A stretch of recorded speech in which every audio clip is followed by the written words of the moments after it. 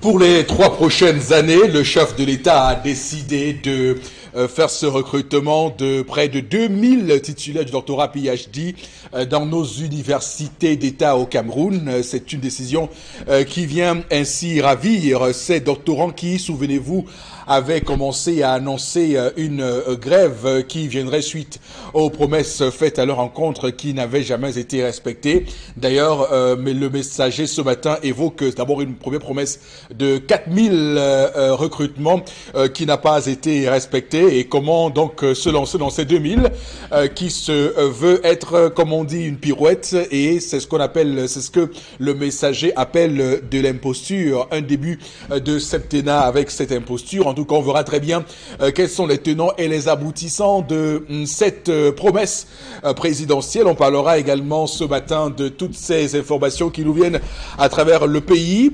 On va commencer d'abord pour cette édition à installer comme chaque matin le panel. D'abord vous, monsieur Mbatchou Chalamel, bonjour et bienvenue. Bonjour monsieur Eric Fopoussi-Inégou. Bonjour à tous les téléspectateurs. Et bonjour à Paul Atangadi. Monsieur le ministre, il est temps de rappeler Jean de Dieu Momo. Rappelez-le. Sinon, donnez-lui des instructions qu'il essaie de la fermer. Il dit déjà trop de choses. Et des choses qui poussent à la colère. Blackout sur Jean de Dieu Momo. Donc, avis à vous, monsieur Paul Atangadi, appelez vos sbires. Charles Armel Mbatchou qu'on va retrouver tout à l'heure à 10h30 dans le cadre de la colère de Charles Armel. Également sur le plateau ce matin, Karine Santia, bonjour et bienvenue. Bonjour Eric Fopoussi, bonjour aux téléspectateurs du 10-12 Le Zénith. Dans le cadre de la revue des réseaux sociaux ce matin, on va parler de cette décision du président de la République de recrutement des enseignants doctorat PhD de 2000, et on va pouvoir en détailler sur ce plateau. On va aussi parler de ces pièces de monnaie retrouvées sur un site internet chinois. On va terminer avec les réactions ou encore les déclarations de Roger Chantal Tuile. Alors j'aimerais vous faire une confidence à vous, Karine Santia, ce matin. J'étais hier avec un avocat au barreau du Cameroun, avec qui on discutait. D'ailleurs, ils sont actuellement dans une phase de l'Assemblée générale des avocats, de l'ordre des avocats du Cameroun, et qui m'a envoyé, qui m'a transmis, qui m'a donné un message de vous transmettre. Et il m'a dit qu'il vous regarde beaucoup et qu'il trouve que vous avez beaucoup d'intelligence. Je reprends là mot par mot l'expression qu'il m'a donnée. Il m'a dit que vous avez beaucoup d'intelligence. Bon, je ne sais pas ce que ça veut dire. Libre à vous de faire un commentaire. Je suis heureusement entouré de personnes qui vont compléter. Voilà, d'accord. Donc il m'a dit, Madame Santia, elle a beaucoup d'intelligence. Elle dit, ah d'accord maître, je vais lui transmettre ça. Et donc ce matin, c'est transmis. La petite fille de Mbombo. Voilà. On va également sur ce plateau ce matin, madame, monsieur, dire bonjour à vous. Bon, Bengan. Bonjour monsieur Fopoussi-Inégou, bonjour à vos chers téléspectateurs. Et je salue moi aussi particulièrement un aîné, les gens qui m'ont transmis justement cette connaissance, le professeur Valentin Gandongo, qui vient encore de commettre un ouvrage, le politique, le journaliste et l'intellectuel dans la société camerounaise, jeu et enjeu de pouvoir. Voilà. Est-ce qu'on écoute les intellectuels dans notre pays? Voilà. Mettez-le si on les écoutait au moins, les intellectuels. Voilà le livre paru aux éditions L'Harmattan. Le politique, le journaliste et l'intellectuel dans la société camerounaise. Jeu et enjeu. Ceux qui disent que les Camerounais n'écrivent pas. Voilà. Là encore un autre livre qui vient. Voilà. Laissez le net. Ou alors dans vos Facebook, vous verrez. Allez dans les librairies. Vous trouverez matière à nourrir l'esprit.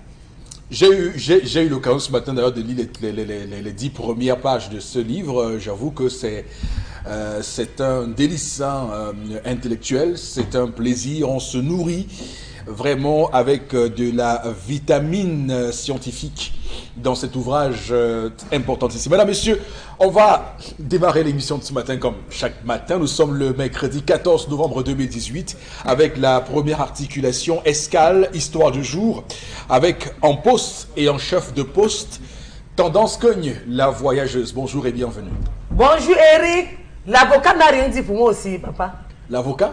L'avocate qui a dit que... Non, c'est l'avocat, pas l'avocate. Ah, c'est un avocat. Faut pas comprendre ce que je dis. C'est un avocat. Oui, c'est un avocat. Donc pour moi, il n'a aussi rien dit. C'est un avocat au barreau du Cameroun. Il n'a rien dit pour moi. Non, toi, on a dit depuis longtemps. Je vais mettre mon cœur où? Donc il ne me voit pas sur le plateau. Donc ça veut dire que je suis franchement invisible à la vraie moment. Non, non, c'est pas ça. Il avait déjà donné une appréciation. Comme quand elle venait d'arriver, il fallait qu'elle donne une qualificative. Voilà. Non, mais il a fait un commentaire sur la nouvelle, et j'ai dit voilà, il faut que je te ramène la nouvelle à la nouvelle, voilà. Et en direct. Je perds mon latin au final. Voilà. Oui. Ce matin, Eric, on va parler d'une belle-mère qui est en colère. En colère jusqu'à après moment. Elle dit que, quoi encore? Elle dit que mince, ma chérie. Donc, on fait les choses, tu peux dire à ton mari. Ah! Non, maman, on ne peut pas fonctionner comme ça. Soit on fait nos choses à deux, ton mari n'est pas au courant. C'est ce qu'elle a dit à sa belle-fille. Que il est comme ça, quand je te pose un problème, tu vas dire à mon fils. Tu bavardes trop. Je ne peux pas vivre avec une belle-fille qui bavarde trop comme ça. Demande-moi qu'est-ce qui s'est passé. J'ai envie de comprendre, ma fille. Car il ne rit pas sans comprendre. C'est-à-dire une belle-mère qui veut prendre sa belle-fille comme sa complice. Elle est en colère. Oui, elle dit que sa belle-fille bavarde trop, que sa bouche sort. Parce qu'elle a accueilli sa belle-fille qui ne veut pas lui retourner cet amour. Voilà, elle dit qu'elle a pris sa belle-fille comme son... Donc, sa fille. Comme que sa belle-fille était tout pour elle. Mais son comportement l'énerve. Non, ton comportement me tend les nerfs. Le mois suis passé, la belle m'a appelé la belle-fille, que ouais maman, s'il te plaît, je vais retourner à l'hôpital Basse. Basse, pour ceux qui connaissent Basse, c'est avant Banja, qui tend le doigt là. L'hôpital Basse, j'ai mon rendez-vous là-bas, mamie, s'il te plaît. Est-ce que tu peux m'envoyer un peu quelque chose? La belle-fille a envoyé 20 000 francs à la belle-mère. Elle paie mon moque. Oui, j'écoute. Le week-end passé, la belle-mère a appelé la fille que maman, s'il te plaît, j'ai le mari de ma copine qui est mort. On va l'enterrer en Kondjok. Samedi, si qui vient. Pardon, grand-mère. Si tu as un peu quelque chose, donne-moi seulement, je pars au deuil. La belle-fille a envoyé 15 000 francs. Ah! Ça se gâte à quel niveau? Ça se gâte au niveau où, parce qu'elle a causé trop avec son mari. Où ça a commencé que comment, où ça veut faire que quoi? Elle causait avec son mari hier. Elle a dit à son mari que ouais, bé, par rapport à ce que tu disais concernant l'argent là, je ne peux pas moi payer le bus des enfants. L'argent que j'avais, j'ai moi dépensé. Comme ta mère m'a dit qu'elle partait pour son rendez-vous à l'hôpital, je l'ai envoyé 20 000 francs. Maintenant, elle m'a encore appelé pour me dire que le mari de sa copine est mort, qu'on m'enterrait en Kondjok, qu'on n'a pas l'argent de transport pour voyager. Mon las que j'avais, je lui ai fait le dépôt. Son fils est devenu fou. Il a appelé sa mère que maman, pourquoi chaque fois tu appelles Nicole pour lui poser les problèmes d'argent? Oh maman, tu ne dois pas faire ça. Tu vois pas qu'on a les enfants, maman, on a les charges, toi aussi. Est-ce que tu es obligé d'aller au deuil en Kondjok? Pour l'hôpital, ça se comprend, mais c'est ta copine. Tu peux l'assister même moralement. Tu n'étais pas obligé d'aller au deuil, vu comment nous sommes ici à la maison. On ne l'appelle plus maman pour lui demander, lui poser un problème d'argent. Oh, vraiment, bon. Hey! Jusqu'à même les boucles sont tombées, Karine. Hey, maman. Revenons à nos moutons. Comment ça veut dire que moi ne peux pas. Tu appelles ma femme pour lui poser le problème d'argent. Ce n'est pas bien, maman. Tu ne dois pas faire ça. La main a mal pris. C'est ce qu'elle a fait, Eric. Elle a renvoyé le dépôt de 15 000 à sa belle-fille. Il a appelé au téléphone. Maman, tu as reçu le dépôt là. La belle-fille dit, quel dépôt encore ma tête? Elle dit que je me rends compte que tout ce qu'on dit, tu dis à ton mari. Ton mari m'a appelé pour dire que ouais. Comment je peux passer le temps à te demander l'argent? La fille dit que non, je ne pourrais pas. Maman, ne prends pas toi ça mal. Je cause avec monsieur. Voilà ce qui s'est passé. Il voulait que je paye le bus des enfants le mois-ci. Je lui ai dit que non, je n'avais pas assez d'argent. Je t'ai donné l'argent de tout d'aller à l'hôpital. D'aller à ton rendez-vous à l'hôpital. J'ai encore fait un petit dépôt pour que tu partes au deuil du mari de ta copine. Ne prends pas mal, la belle m'a mal pris. Que mince. Tu es obligé de me dire quelque chose et lui dire. Il ne doit pas être au courant de tout ce que tu et moi on fait. Est-ce qu'on doit tout dire à son époux? Point d'interrogation. Est-ce que la belle-mère a le droit de réenvoyer l'argent. Point d'interrogation. Est-ce que c'est même d'abord normal d'appeler sa belle-fille chaque fois pour dire que ouais, j'ai une réunion là à la fin du mois, cotisation, pardon, mon âne ne suffit pas complète. Ouais, mais s'il te plaît, j'avais besoin de... Est-ce qu'une belle-mère a besoin de ça? C'est bon, Eric? Très. Les questions sont bonnes. Très bonne. Quand tu me vas rester tranquille comme ça, Voilà. Le niveau est élevé, ce n'est plus le quartier. Ce n'est plus ce qu'on dit qu'on avait dit qu'on a dit que... Eric m'a dit l'autre jour que quand on apprécie, en français on dit ça, je bois comme du petit lait. Voilà. Et moi, qu'on m'apprécie, il peut brûler. Donc, je n'ai pas arrêté le courant qu'on m'apprécie. Tu ne peux mettre mes pieds au feu qu'on m'apprécie, Eric. Oui. Je te dis. Et voilà. Pas moi souvent trop qu'on m'apprécie. Ah, l'histoire de ce jour est une histoire qui va nous permettre une fois encore de débroussailler quelques chemins d'incertitude, d'incompréhension et même de méconnaissance des choses de la vie, avec évidemment sur le plateau comme chaque matin une équipe qui est parée pour cela. C'est bien sa mission. Donc on parle ici de cette belle mère et de sa fille, et puis de cet homme réellement qui a réagi. Alors bon, Bengan, je commence par vous ce matin. À quel niveau peut-on situer le commencement des problèmes dans l'histoire de ce matin? C'est l'homme. Oui. Voilà un homme heureux qui ne sait pas que Dieu, qu'il est béni. Voilà. Il est béni de Dieu. Voilà un homme heureux. C'est ce que recherche tout homme. Tout homme aujourd'hui. Je ne comprends pas quel virus l'a piqué. Vous avez votre épouse qui est en harmonie parfaite avec votre propre maman et ça vous énerve. Je ne sais pas ce qu'il vous donne. Peut-être qu'il a fait par naïveté. Il n'y a pas de naïveté. Il faut changer de logiciel dans son cerveau. Vous êtes tellement occidentalisé aujourd'hui qu'il oublie que justement c'est son épouse qui va remplacer sa maman. On va remplacer sa maman. Voilà les femmes, les deux femmes. Et là, j'apprécie cette maman. Et également la femme. Parce que ici, c'est ça qui est fondamental. Elle l'a prise comme sa propre fille. Et là, vous voyez la femme qui vient en mariage, elle n'a plus à s'inquiéter. Même ma maman, elle a déjà trouvé sa maman. C'est-à-dire qu'elle a une éducation, j'allais dire, parfaite du mariage. Et c'est l'homme qui ne comprend rien. Et justement, pourquoi la maman renvoie cet argent? Parce qu'il se rend compte que ce que son mari et elle ont inculqué comme éducation à leurs enfants, que ce pauvre garçon n'a rien compris du tout.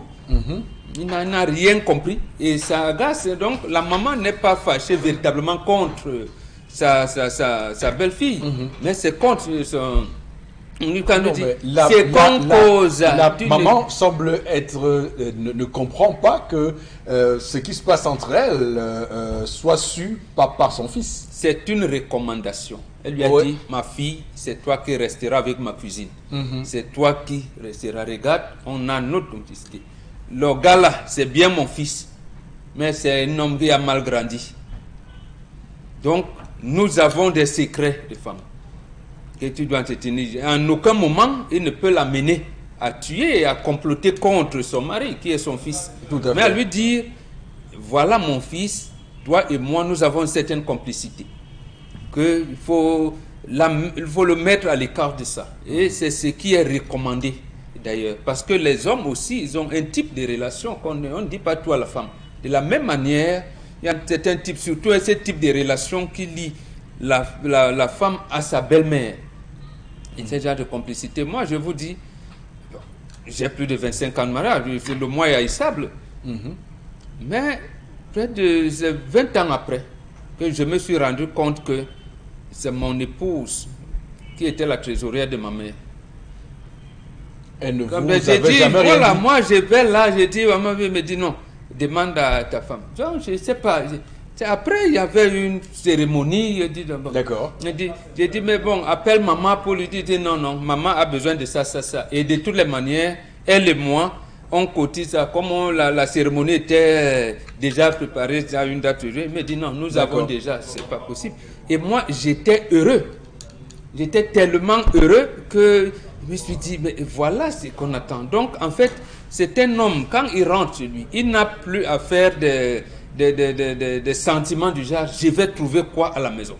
Donc, son épouse et sa maman mettent l'harmonie. Donc, en fait, la maman s'énerve contre son fils, c'est pas contre sa belle-fille. On voulait dire à son fils que, d'accord, comme tu punis ta femme, c'est moi que tu punis. Reprends donc cet argent. D'accord. Donc, j'interpelle seulement la femme en lui disant non, ma fille, ce n'est pas toi. Maman n'a rien contre toi. D'accord. Mais elle connaît le comportement de son fils. Alors, il y a une autre question de fond qui se pose.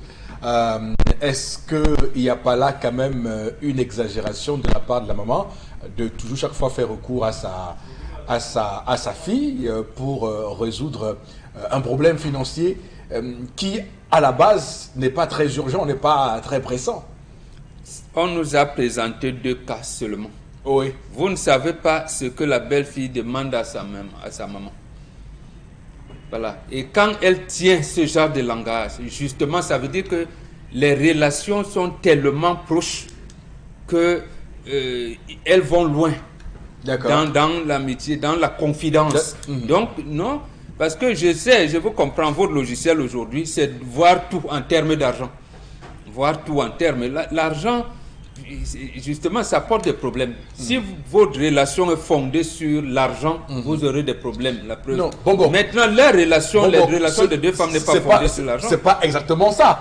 Ça peut être que l'homme, généralement, donne une ration à la maison, il donne l'argent à son épouse, mais il se rend compte chaque fois que telle chose n'a pas été faite parce que l'argent a servi à autre chose. Donc, il peut s'interroger sur sur l'utilisation de l'argent qu'il donne à son épouse. Voilà, son interrogation est légitime, mais regardez la réponse de son épouse. J'ai envoyé à maman qui avait besoin de 2. Oui. Et elle dit, non, excuse-moi, non, je suis à bout. Ça veut dire que c'est une épouse qui sait maintenir, qui est ce qu'on appelle un bon comptable matière à la maison. Et lorsqu'il y a un manque de quelque chose, elle dit, elle ne cache rien à son mari. Elle lui dit, non, maman avait besoin de temps. Justement, je vais vous dire une chose ici. Pourquoi nos mamans ne mettent pas long en ville? Pourquoi elles s'ennuient? Elle dit, je vais à côté de la tombe de mon mari. Mais elle record quoi là-bas? Justement pour elle, aller aux obsèques de son ami qui a perdu son époux. C'est plus que les cadeaux de Noël que vous allez lui envoyer. C'est sa copine a perdu son mari. Pourquoi elle ne voit pas comment elle peut manquer à ce deuil? Parce qu'elle va se retrouver dans un biotope, un écosystème qui lui appartient. Et ça, sa belle-fille le sait. Donc en fait, elle sait que sa belle-mère aura un traitement véritable. D'abord, elle a assisté à l'hôpital, il y a la clinique où elle allait. Maintenant, elle lui donne un appui financier pour que maman aille aux obsèques de son mari, parce que nous, c'est sa copine qui a perdu son mari. En fait, elle va enterrer son mari. Elle est dans un environnement où, en plus qu'on lui donne elle a reçu des médicaments, elle sera encore plus guérie quand elle va se retrouver avec ses co-épouses là-bas pour enterrer leur mari. Donc c'est ce que le pauvre bonhomme, je ne sais pas, il doit changer de paradigme, il doit changer de logiciel. Il est un homme heureux et il veut gâter son foyer pour rien. Voilà, en tout cas, reste à savoir s'il le fait intentionnellement ou s'il le fait sans le savoir. Peut-être que c'est un homme justement, il le sait, parce que sa maman réagit, parce qu'il dit, voilà un enfant têtu. Son papa et moi, on a passé tout le temps à lui inculquer l'éducation, comment on vit en couple. Et jusqu'à cet âge, le même mari ne sait rien. D'accord. Et ça énerve, c'est ça même qui peut faire que la maman peut rechuter. Très bien. Alors, Charles Hamel, dans l'histoire contée ce matin, vous trouvez le problème à quel niveau? À 2 niveaux. Oui. Le premier niveau, c'est au niveau de la belle-fille. Pour moi, c'est une mauvaise belle-fille. Ça, c'est l'inquisition. C'est une mauvaise belle-fille. Oui. Pourquoi, M. Eric Fopoussi, entre la belle-mère, pour parler comme les occidentalisés, et la femme, on ne met jamais le doigt. Ce qui se traite et s'organise à la cuisine ne sort jamais de la cuisine. Il y a une complicité qui est née, et je rejoins Bombok à ce niveau, une complicité qui est née entre la mère, la belle-mère et la fille. D'où vient-il que la fille prenne un fagot de bois ou un morceau de bois allumé à la cuisine et vienne le déposer dans la chambre?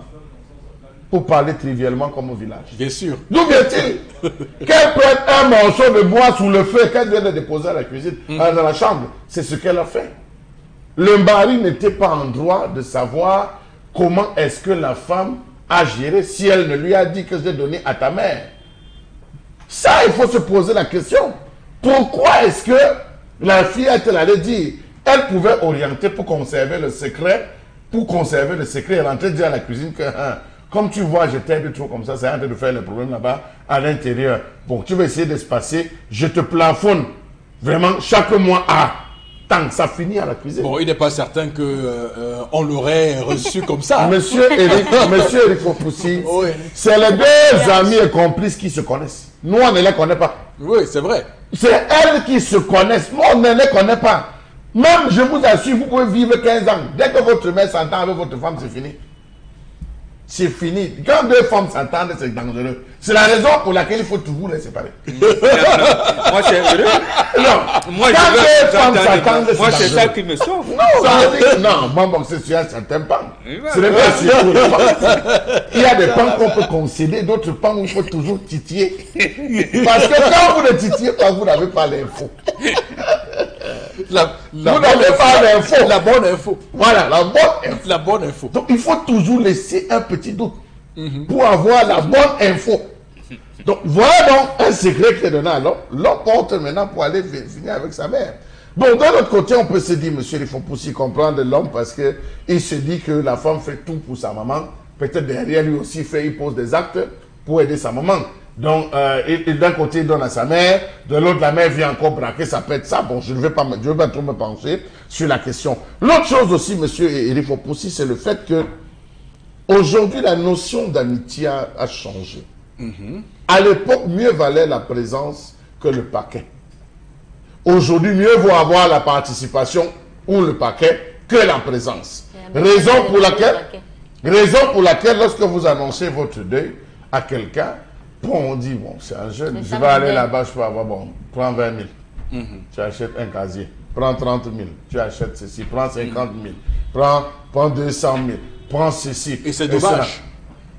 Vous arrivez, au lieu d'avoir les êtres vivants, au lieu d'avoir des amis, au lieu d'avoir des frères, c'est plutôt des paquets que vous avez. Oui. Et finalement, vous vous retrouvez à recevoir les villageois, recevoir peu et repartir avec. Or, cette maman a encore la notion d'amitié, je pense que Bobo l'a dit, est profondément ancrée chez les gens d'un certain âge. C'est ceux qui ont vécu la vraie amitié. Parce qu'on vit aujourd'hui l'amitié du carrefour. Là, c'est comment, gars, je suis là, il n'y a pas une date. On se retrouve au carrefour, ça finit là. Chacun reprend la route, on n'est pas forcé d'entrer. Et on dit, c'est mon ami. Non, je pense que l'amitié va au-delà de cela. La dernière chose, monsieur Le Fopoussi, est-ce que cette fille n'a pas fait ça exprès? Histoire de dire que je m'occupe tellement de ta mère que je néglige même la mienne. Ça peut être fait de manière expresse pour la fille, c'est-à-dire la belle-fille, de démontrer qu'elle s'occupe trop de sa belle-mère, qu'elle s'occupe trop de sa belle-mère. Qu'elle en a marre. Qu'elle en a marre. Et voilà, non, parce que ça aussi, il faut qu'elle en a marre de le faire. Et qu'il faudrait désormais que le monsieur prenne ses responsabilités. Parce qu'on a vu des gens qui sont anges le jour et démons la nuit. C'est-à-dire joue à l'ange la journée, elle est d'accord, elle joue tous les rôles, mais la nuit, elle devient ange. Est-ce que ce n'est parce qu'elle a voulu jouer? Je ne sais pas, je pense que peut-être quelqu'un d'autre... D'accord, en tout cas, on a bien compris. Hein. Vous avez su détecter cette malice. Oui. Cette On malice, les connaît, elle est malicieuse aussi. On peut le présumer. Alors, Karine Sontia, vous dites quoi ce matin à l'histoire?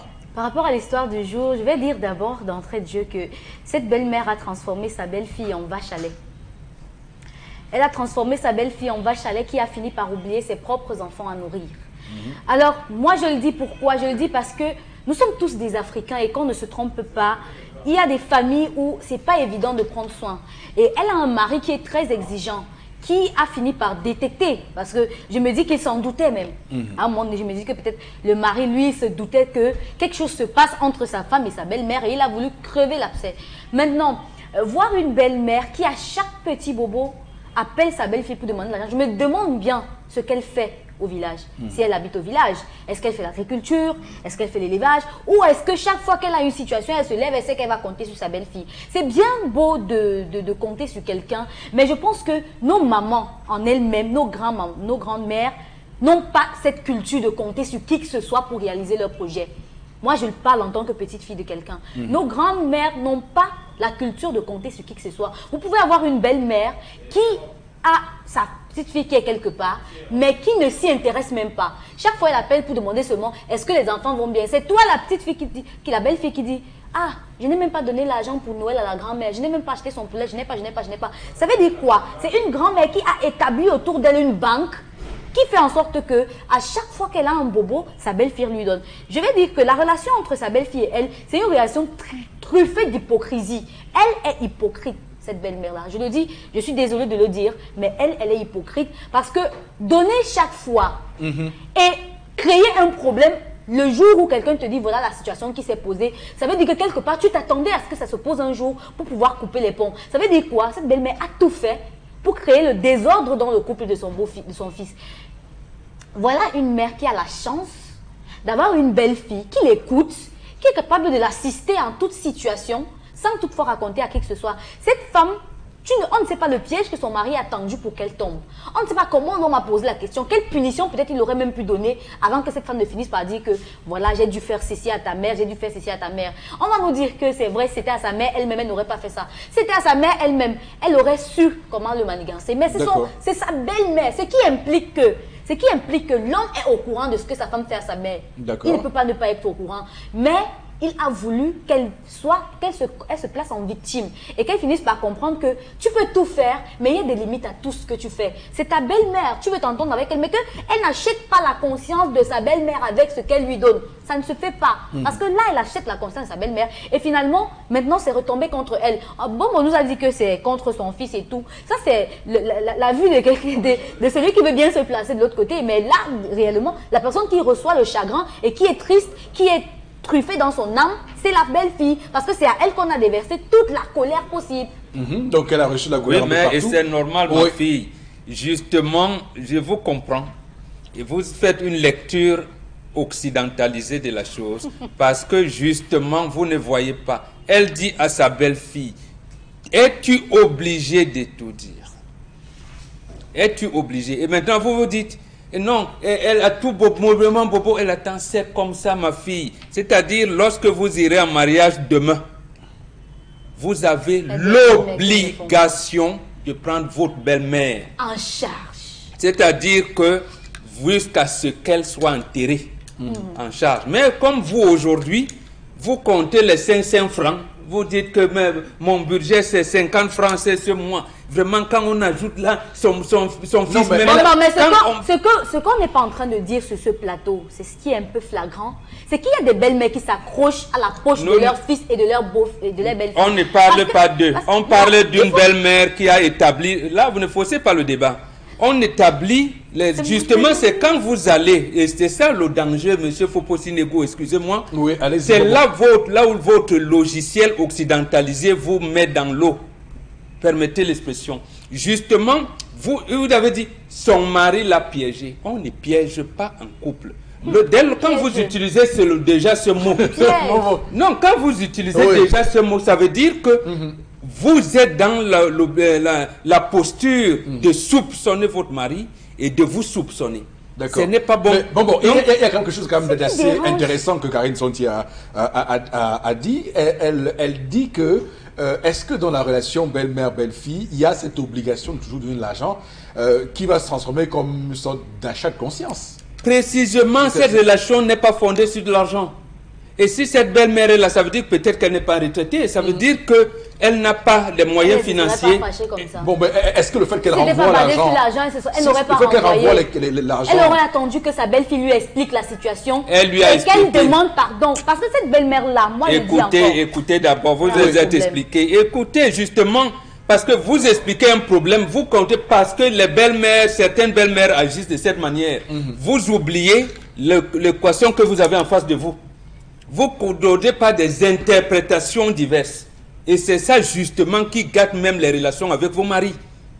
Parce que vous refusez de regarder la réalité en face. La réalité en face ici voudrait que quand ma maman va lui dire, bon, viens pendant son week-end à la maison, là où la maman l'amène, voilà ici. Mon premier chant quand j'étais arrivé, c'était ici. Le prunier là, c'est mon beau-père qui me l'avait fait planter. C'est ceci. Voilà la marmite que ma belle-mère m'avait. Voilà. Ces choses, lorsqu'on les rapporte à son mari et que le mari réagisse négativement, c'est pas contre vous, justement, que la belle-mère s'en prend. Mais elle vous dit seulement, reste avec le secret. Mon fils là, il n'a pas suivi l'éducation que son papa et moi l'avaient dit. Et c'est même quand on dit dans le mariage, c'est quoi? Quand on dit supportez-vous, c'est voilà une vraie belle-mère qui montre les défauts de son fils pour amener sa belle-fille à supporter. C'est les défauts qu'on supporte. Et pas les qualités. C'est pas les qualités. Ça va de soi. Voilà. Alors, tendance, on va clairement prendre aussi ton avis sur l'histoire de ce matin. On n'a pas deux mères dans la vie. On a une maman. Il m'adresse à son fils. Je sais que tu me vois. Absolument. Tu me vois, tu ne vas pas me taper. Quel angle? J'ai les relations. Quel angle? Bonanjo, c'est moi. Yaoundé, c'est moi. Si tu me tapes, on va t'enfermer. Oui. Tribunal militaire, une fois direct, ne discute même pas. J'aime beaucoup ta lecture de l'histoire de ce matin. N'est-ce pas, non, Eric? Est-ce qu'on a deux mamans? C'est vrai. Une comme moi, super bonbon. Deux mamans. Si, je dis toujours que Seigneur, fais en sorte que ma mère ne part pas tôt. Donc je veux que voir ses arrière-petits-fils avant que le Seigneur l'appelle, qu'elle a vraiment vu. Voilà. Il y a des moments où il reste comme ça, qu'il fait mes prières, il dit que Seigneur, si un jour, d'abord qu'il ne souhaite pas, ma mère est malade, jusqu'à on dit que non, donnez même une main pour qu'on sauve la vie à cette dame. Je vais donner les deux mains, c'est veut dire que couper pour sauver sa vie. Passons. Il y a même une façon, même qu'on veut parler à sa mère, l'appeler au téléphone. Ouais, ma, comme tu vois là, qu'est-ce qu'il y a que tu appelles Nicole chaque fois? Quel manque de respect total. Mais 9 mois de grossesse. Hey, c'est que tu organisais mon deuil. Tu organisais mon deuil jusqu'on va faire tu as organisé mon deuil jusqu'on a fait les obsèques. Tout de suite, je monte ce doigt là. J'ai fait le scandale. Toute la famille va être au courant que tu m'as insulté. Digère. Tu peux voir maman un jour même au village. Tu lui dis que ouais, ma, par rapport à ton comportement de la dernière fois, même en blaguant, elle va comprendre. C'est même en blaguant qu'on le dit. Oui. En disant que quand tu prends le téléphone, les 15 000 que tu as envoyé quand tu voulais te rendre au deuil en conjoc, et vraiment ça nous avait causé un lapin. Là, maman va te dire, hey, mon fils, je ne savais pas, tu sais, je ne pouvais pas manquer au deuil de mon mari. Là. Voilà. Avec ton père, c'était que... J'ai la sueur de ma bouche, peine bonbon. Quand il dit tous les jours, envoie mes enfants à l'école. Demain, il me parle comme ça. Oui, mon beau et te joue, mon gars, chrono. C'est que tu vois, là, qu'on va résoudre ton londome de ça. Quand tu parles à maman, blague même, tu lui. Ne faites pas que les parents se fâchent contre vous. C'est ça qu'on appelle londome. C'est pas bon. Il faut savoir. À bien regarder, ce type n'envoie même pas ses enfants au village. Voilà. Ta mère n'est pas une personne étrangère. Et j'aimerais être complice avec ma belle-mère, le Jacques. J'aimerais être complice avec ma belle-mère, le Jacques. Absolument. On fait nos choses que personne ne dit à l'autre. Absolument. Fais un problème. Si je connais moi qu'en disant à mon mari que j'ai donné telle chose à ma belle-mère, ça va créer les problèmes. Je fais moi ma bouche. Absolument. Je fais moi ma bouche. Descends au village. Voyage. Et tu l'accompagnes mon deuil en conjoint. Si tu n'as même pas le transport, je vais pour faire ma cotisation quand il faut que j'appelle le président Zoko Hervé. C'est le président de ma réunion. Il dit qu'il me donne 10 colos. Je pars avec toi ou je te donne, tu pars au deuil. Arrivé, tu calmes le cœur de ta belle-mère. Maman. C'est accordé avec faute. Avec faute. Voilà. Maintenant, maman, en renvoyant l'argent, ça ne résout aucun problème. Quelqu'un peut commettre un acte. On rejette l'acte, mais on ne rejette pas les Non, elle ne rejette pas sa belle-fille. C'est ce qu'on Non, le fait d'envoyer là, c'est frustrant. Quand tu renvoies l'argent, ça fait mal parce que elle l'a donné avec un bon cœur. Maintenant, à cause d'un enfant, ça que tu as accouché, c'est même lui qui est en train de les détruire. D'accord. Les enfants qu'on accouche, les Eric. Tu as l'habitude de dire ça, tendance, et tu as raison. On accouche un enfant, on n'accouche pas son cœur, pas maman. Quand tu n'accouches pas, on t'insulte.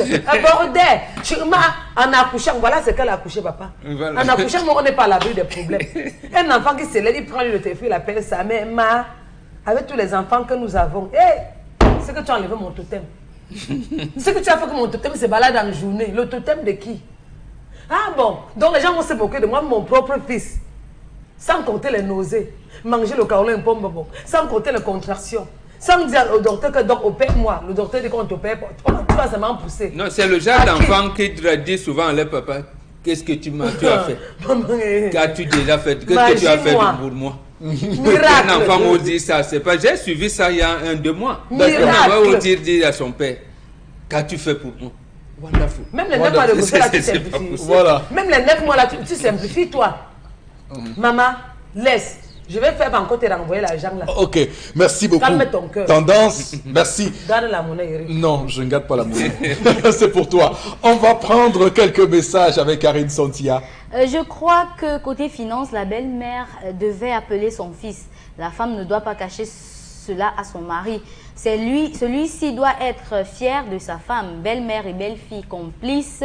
Dès que c'est rare, la femme a perdu sa chance. Conchou de Bonabéry.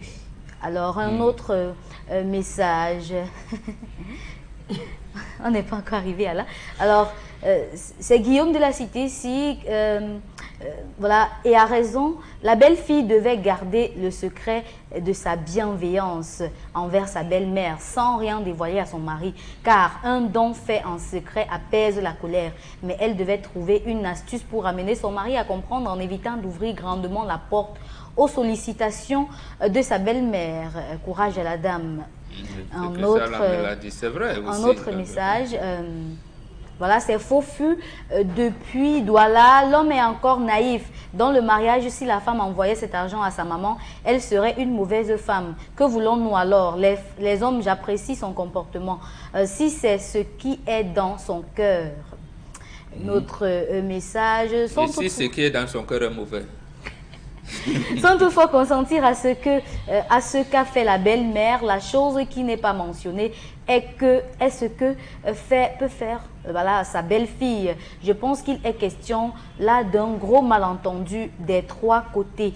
Un autre message. Dans cette histoire, la mère sait que son fils est un chichard. Soit le fils c'est que sa mère est cupide. Mais dans tous les cas, la fille ne doit pas aider la mère sans en parler avec son époux. Sandy, depuis Belabo, qui nous écrit ce message.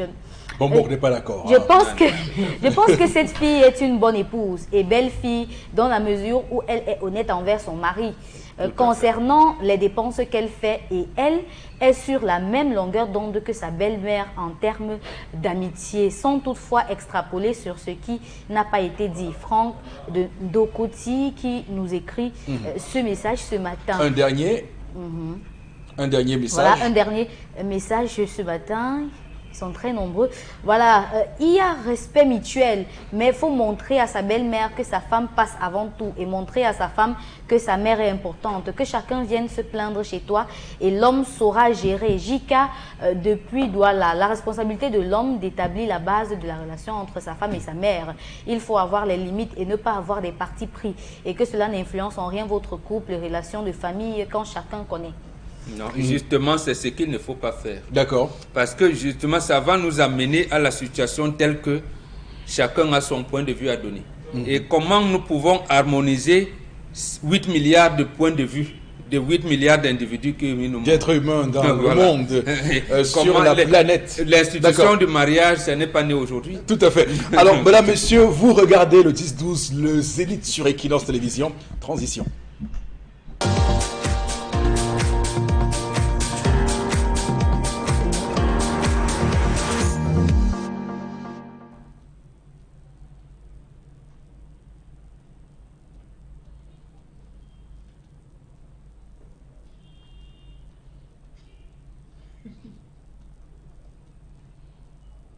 Je m'interroge ce jour sur la question de l'enseignement supérieur, les conditions d'enseignement et le matériel de fonctionnement. J'espère que vous comprenez quelque chose, moi. Je me demande pourquoi est-ce qu'on ne dit pas la vérité au chef de l'État, son Excellence Paul Biya. D'ailleurs, à quand remonte la dernière visite du chef de l'État depuis 36 ans aujourd'hui dans une université d'État? Nous en avons 10. À quand remonte sa dernière visite chez les COPS? Je me demande pourquoi est-ce qu'on détruit à petit feu les volontés du peuple camerounais. À cela s'ajoute la question de l'état de la recherche scientifique dans ce pays. Et je me demande finalement quels sont les principaux facteurs limitant le fonctionnement et le développement de l'enseignement supérieur dans ce pays. Depuis pratiquement 30 ans, le Cameroun souffre dans son être profond en vue d'une gangrène qui a occupé la grande partie de son territoire. Tous les secteurs d'activité au Cameroun souffrent d'une vétusté alarmante, alarmiste et aggravée. Le manque d'équipement, mieux le recyclage des équipements obsolètes, dépassés et voire même oubliés dans les sociétés occidentales. Les universités du Cameroun souffrent toutes ou presque, selon les étudiants, du problème de la vétusté du matériel de laboratoire. Absence de bâtiments, logistique nécessaire, bibliothèque datant de la République fédérale du Cameroun, absence de bâtiments administratifs, absence des lieux de loisirs. C'est donc quel type d'université? Pour le vérifier, il suffit de vous rendre au sein des campus des 10 universités d'État. Vous comprendrez à suffisance de quoi je parle. La preuve, faites un tour au campus de l'université de Yaoundé 1. L'institution compte une importante faculté de sciences, l'une des plus grandes du pays, avec 9 départements, entre autres le département de biochimie, le département de biologie et physiologie animale, le département de biologie et physiologie végétale, chimie organique, informatique, mathématiques, physique et sciences de la Terre, pour un total de 39 laboratoires répertoriés. Rassurez-vous, la présence de ce nombre significatif de laboratoires d'analyse ne conforte pas à suffisance les étudiants et encadreurs de la faculté qui se plaignent de l'absence continuelle et la vétusté de matériel de travail. Là-bas, on se débrouille comme ces étudiants que vous voyez. Le constat est clair. Les laboratoires sont quasiment vides et le matériel très vieux. La preuve, les enseignants se retrouvent à préparer les cours dans leur voiture pour ceux qui ont, d'autres dans un bar jouxtant l'université pour les autres, et les tests sont tout simplement donnés sous forme théorique, mieux dans un fascicule préparé et élaboré par le professeur. Qui n'achète pas le fascicule n'a pas la note. Il manque un bon nombre de réactifs et des équipements pour les expériences en mécanique, ce qui rend l'enseignement trop théorique, vous disais-je, et difficile à comprendre. Conséquence, les professeurs ne sont plus à même d'apprendre de nouvelles techniques aux étudiants dans les laboratoires, car les outils utilisés ne sont plus adaptés aux technologies actuelles. Faites un tour dans les laboratoires médicaux. Vous allez voir quel type de microscope on utilise encore. Comment comprendre qu'il existe des ministères en charge et que les laboratoires soient si vides? Pourquoi offrir, donc, monsieur le chef de l'État, des ordinateurs aux étudiants alors que les laboratoires souffrent d'une absence de financement? Pourquoi lancer le recrutement de 2000 enseignants, docteurs, PhD, alors que l'environnement n'est pas propice? Vous allez les recruter, c'est bien, bravo. Pour enseigner où? Avec quel matériel? Dans quel environnement? Savez-vous que dans certains amphis, il n'existe même pas de micros? Savez-vous que dans certains amphis, l'éclairage est approximatif? Savez-vous que le nombre d'étudiants décuple chaque année? Oh mon Dieu! Oui, on a besoin des enseignants pour enseigner où et quoi? Un gars va abandonner sa formation à Oxford, à Harvard, pour venir enseigner en quoi?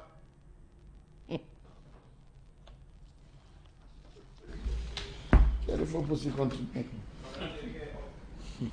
Voilà, Charles Amel Bachou et sa colère ce matin. C'est clair que la question que vous avez posée en fin de chronique, Enga va donc laisser sa formation à Oxford, à Cambridge, à la Sorbonne, pour venir en Goua. Voilà, se faufiler entre les herbes avant d'arriver pour avoir la crainte. au campus. Alors, donc, c'est ça le véritable problème. Et surtout, enseigner dans une salle, il faut dire que nos amphithéâtres sont de véritables salles d'asphyxie. Des défécoirs. Parce que... Des urinoirs. Parce que vous voyez des amphis, on dit amphi 1000, amphi 1500. Mais au final, vous avez 2000 étudiants qui n'arrivent pas à trouver de la place pour venir prendre les cours. On se demande comment les enseignants réussissent à enseigner dans ces conditions-là. Et d'ailleurs, chaque année, je souris parfois lorsque le syndicat national des enseignants du supérieur, du SINES, annonce toujours des grèves parce qu'il revendique, entre autres, des meilleures conditions de travail. Hein, parce que lorsqu'on prend vous allez très loin. En Goua encore, ils ont la chance de faire les cours quelque part. Mais à Douala, c'est plus grave. Ils font les cours dans les snack bars. Ils font les cours un peu partout, dans les garages. Oui, ils font les garages. Mais monsieur le Ils font des cours dans les garages. Ils sont nombreux, ces enseignants, qui souffrent, qui piétinent, qui traversent des tribulations. Et on dit qu'on va recruter 2000 pour envoyer où? Ils vont travailler avec quel matériel? Dans quel environnement? Je vous assure qu'à Oxford, dans les petites universités, le Wi-Fi court. C'est-à-dire qu'on ne peut pas travailler sans Internet. Oui. Allah le sait. On ne peut pas travailler. Là-bas, il faut les études sur les souris. Les souris sont pleines dans les rues de Douala. Même les attraper, amener à l'université pour qu'on fasse des études, monsieur. C'est le problème. C'est beaucoup de problèmes d'ailleurs. En tout cas, il y a beaucoup de difficultés. Bon, Bengan va commencer par là. L'université camerounaise passée au scanner par Charles Amel ce matin. Qu'est-ce que vous dites? Quel est votre propos? C'est... les relations entre le politique et l'intellectuel. Et il y a quelque chose de grave qui s'est produit avec le renouveau. Et que lorsque le président Biya prête serment, il a son camarade depuis le séminaire Tarcisius Aïdéa, qui est devenu collège Saint-Pidis. Il s'appelle professeur Georges Ngango. Il veut orienter ou alors aider son ami et ancien camarade à mettre un contenu dans ce qu'on appelle renouveau. Et le chef de l'État refuse catégoriquement. Il s'attache plutôt des orientations données par un certain Sengakwa, qui a dit exactement ceci. Renouveau ne veut pas nécessairement dire les hommes neufs. Fin de citation. Vous voyez dans quelle habitude, dans quelle situation on se trouve. Et tout est devenu comme une navigation à vue. Et c'est ça, ce sont ces idées-là qui ont déconstruit l'université. Le reste des problèmes que le chef de l'État énonçait comme, j'allais dire, comme orientation, mais en réalité, c'était des problèmes. Quand il dit l'école aux écoliers, la politique aux politiciens, on le lui rétorque en lui disant, mais ça ne se fait pas comme ça. C'est-à-dire que l'université, c'est le domaine par excellence de la production des idées. Et comme disait un chercheur français, je pense, Renan, ce sont les idées qui construisent le monde. Et Aimé Césaire a dit, ça d'une autre manière, on dit, les mots sont les armes miraculeuses. Donc, le chef de l'État, qui lui, a été à l'université, comparativement à Yidjo, qui n'a pas été à l'université, lui, il est venu plutôt tuer l'université en prenant les universitaires, en les nommant ministres et en abandonnant une charge comme ça, sans orientation aucune. Et les étudiants ont été laissés comme ça. Je vous rappelle que le professeur Anomangu, par exemple, il quittait son poste de ministre pour aller enseigner. On l'a également vu avec Joseph Mbédé. L'actuel ministre des petites et moyennes entreprises de l'artisanat est chef de département physiologie à l'université de Yaoundé 1. Donc, vous voyez, Et ça veut dire qu'en fait, on n'a pas fait la promotion des idées précisément parce qu'au moment où il fallait le faire, et il dit l'école aux écoliers, la politique aux politiciens, dans le même discours, il dit ne combattez plus, débattez. Mais où se trouve le débat? C'est dans la production intellectuelle, c'est à l'université. Est-ce que la réforme de 1993 a été mal ficelée? Ça n'a même pas été pensé. Oui. Et même lorsque les enseignants, vous avez parlé tout à l'heure du CINES, Oui. avec Njongwane, qui était le président, je me rappelle encore, c'est-à-dire le bonhomme, il veut avec ses collègues pour donner une orientation claire à ces réformes-là, ils n'ont pas été écoutés. On a plutôt commencé à les pourchasser comme si c'était des serpents qu'on trouvait dans le campus. Et on se retrouve dans cette situation où même la production intellectuelle qui est là, je vous prends seulement le cadre, l'université de Yaoundé a formé ses premières vagues de docteurs en sciences physiques, options hydrauliques. Ils sont allés jusqu'à étudier comment faire l'irrigation dans le Grand Nord. Et le projet avait même obtenu un préfinancement de la Banque mondiale et le renouveau est venu être ça sous le carreau. Les géographes de l'université de Yaoundé ont fait des études ici principalement à Douala. Je parle de Kenye Fodob, de Jean-Marie Ndogmo, de beaucoup de gens pour comment urbaniser nos villes. Les sociologues comme Jean-Marc Ella, il a écrit 2 brillants ouvrages là-dessus. La ville en Afrique noire, par exemple, et l'Afrique des villages.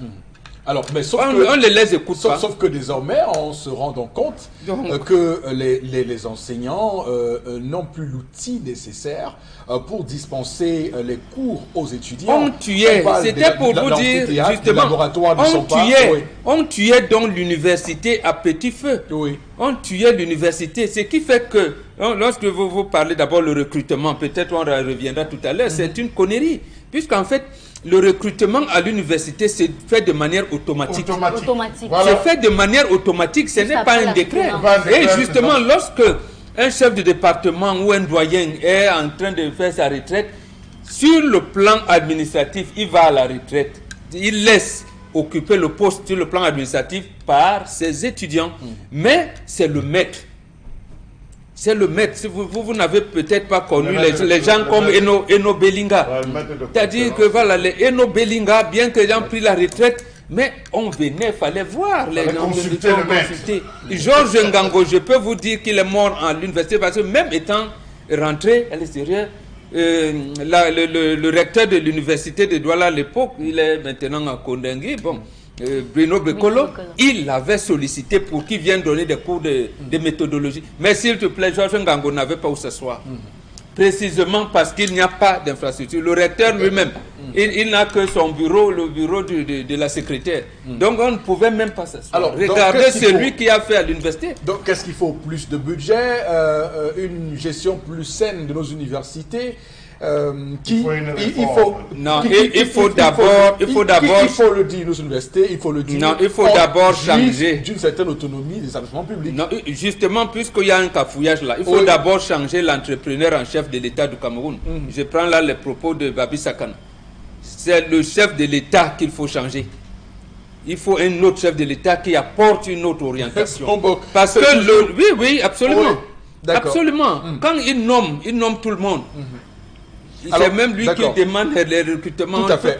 On va y aller avec Karine Sondiarma en 30 secondes. Vous faites votre lecture de la situation. Alors moi, la lecture que je fais de la situation, c'est que si on parle d'université, qu'il n'y a pas de laboratoire, ou encore les laboratoires ne sont pas éclairés, ou même n'ont pas d'ustensiles, de matériel pour un laboratoire normal, cela veut dire qu'il y a un problème. Si dans une université, il y a une bibliothèque qui ne sied pas avec l'air du temps, dans laquelle on ne trouve les livres rien que pour certaines matières et pas pour certaines filières et pas d'autres, ça veut dire qu'il y a un problème. Si dans certaines universités, des départements sont flous et plein de personnes et qu'il n'y a pas une parfaite orientation des étudiants qui y arrivent, ça veut dire qu'il y a un problème. Si dans une université, les enseignants ne peuvent pas avoir un véritable bureau pour eux ou une salle de réunion, une salle de conférence digne de ce nom, ça veut dire qu'il y a un problème. Le problème est vraiment trop large. D'accord, oui. Et d'ailleurs, ça me rappelle que j'ai été accueilli, là je ne trahir aucun secret. Il y a quelques mois, dans le bureau du professeur Atenga, chef du département communication à l'université de Douala, mais son bureau, c'est pas un bureau, c'est un balcon.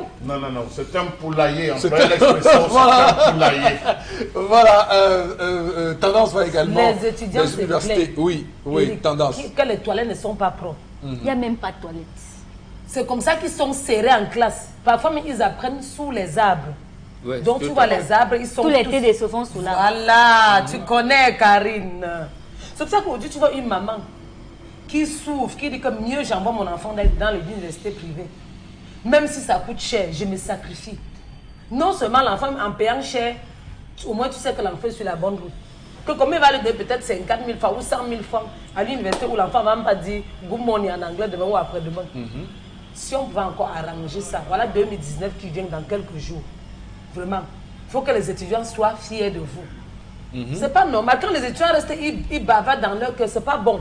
Il faut déjà que l'enfant se lève au matin pour aller à l'école, qu'il soit content que non. Comme je parle, on va me parler, je vais entendre. Parce qu'il se plaint qu'il n'y a même pas le micro, ni les baffles. Quand on coupe la lumière en soirée, c'est le fini. terminator. On rentre.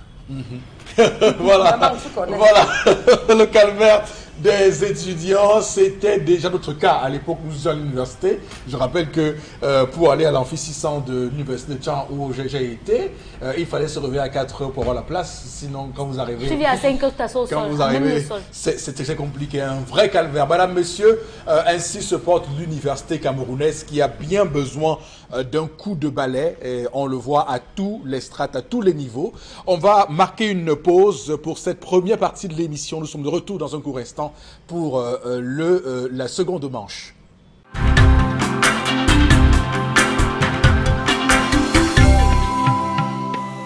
« 10-12 le Zénith pour cette deuxième partie de votre magazine. On va lancer cette deuxième partie avec d'abord les messages que vous nous envoyez, chers téléspectateurs, en réaction aux différents sujets que nous mettons sur la table. Donc c'est à vous, Karine Sontia. J'étais étudiant en faculté des sciences de l'université de Douala, où le laboratoire de chimie n'avait pas d'eau, de l'eau, et on était obligé d'aller chercher cette eau à l'IUT et au quartier Ghislain de Douala qui nous envoie ce message. Voilà qui est clair, voilà qui est dit, voilà qui est bien pour ce sujet-là. Donc Chalamel, tout à l'heure nous évoquions cette problématique liée à nos universités, l'université camerounaise. Monsieur Eric Fopoussi, je pense que c'est la plus grosse incongruité que j'ai eu à entendre un jour dans ma vie, qu'un chef de l'État lance le recrutement. À l'université, c'est de manière automatique, c'est-à-dire vous passez d'une étape à une autre, l'autre étape, et vous vous retrouvez à être intégré progressivement, monsieur Eric Fopoussi. Je tiens à vous préciser que depuis presque 10 ans, chaque année, le Cameroun envoie 5000 personnes à la retraite. 5000 personnes vont à la retraite pratiquement chaque année, si les calculs sont exacts. Que fait-on d'eux? Que fait-on de ce vide qui est là, M. Eric Fopoussi? Trop de temporaires. Trop de temporaires. Trop d'individus qui sont là à écumer. On vous a parlé de la fonction publique où il y a 14 000 et poussières d'individus qui soient des fonctionnaires fictifs. On n'a jamais pensé nettoyer cela. Allez dans les délégations régionales, vous allez voir ce qui se passe, M. Fopoussi. Autre chose, c'est qu'au sein de la même administration, vous avez dans les lycées et collèges des individus qui ont terminé, des enseignants qui ont fini leur formation et qui ont continué leurs études à l'université. Ça veut dire que parmi ceux qui vont postuler, il y a de nombreuses personnes qui sont déjà en fonction, qui travaillent déjà et qui vont postuler. Voilà là, on va sur qui vont postuler pour se faire régulariser. Monsieur Eric Fopoussi, dans ces mêmes affaires qu'on est en train de lancer, vous avez les enfants de ces grosses pompes du régime qui ont fini leur diplôme là-bas et qui ne savaient comment se faire intégrer, qui ont joué sur le jeu avec le chef de l'État pour qu'on fasse, ils ont joué sur le chef de l'État pour qu'on puisse procéder à l'intégration de ces enfants, pour faire venir leurs enfants qui ont des diplômes, les intégrer dans la machine. C'est un jeu subtilement fait. Vous allez voir la liste quand le recrutement va être fait, vous allez voir que c'est une liste qui est déjà suffisamment et harmonieusement bien préparée. Ça, c'est le premier point. Le deuxième point, M. Eric Fopoussi, quitter seulement à Marois, L'entrée de l'université lorsqu'il pleut à Maroua fait chier. Je le dis, ils le savent. L'étudiant qui va apprendre, est-ce que vous avez vu l'entrée de l'ENAM, M. Rifopoussi? Vous avez vu les creux à l'entrée de l'ENAM? Non, on s'arrange à ce que cette école. Mais regardez l'accès entre nos universités. Allez ici à Ange Raphaël. Regardez l'accès. Il n'y a pas d'accès, hein. Ah, puisque vous voyez, les commerces jonchent tout le portail. Tout le portail, M. Rifopoussi. De deux, comment est-ce que les cours sont dispensés? Les cours sont dispensés à l'humeur des enseignants. Suivant qu'il est content, il est là. Suivant qu'il n'est pas content, il n'est pas là. Vous avez un cours de professeur qui en pleine année vous dit je vais donner cours au Kenya désormais, donc je m'en vais 6 mois, je ne serai pas là. Lorsque je viendrai, on va rattraper les cours. Monsieur, il faut pousser. Le gars disappear, comme on dit à l'école, il disappear.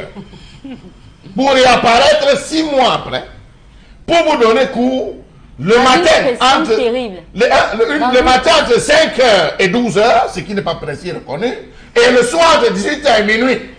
C'est à prendre ou à laisser. Et souvent le dimanche, toute la journée. Toute la journée du dimanche. Alors, monsieur Rifopoussi, vous vous retrouvez dans cet environnement, vous dites, ce n'est pas moi qui ai voulu, c'est le système qui nous a plongé dedans. Regardez les primes. Quand même, monsieur Rifopoussi, même les heures sup. À une certaine époque, on payait les heures sup. Les gars avaient le courage de dispenser les cours. Voilà. Parce que les heures sup étaient réglées.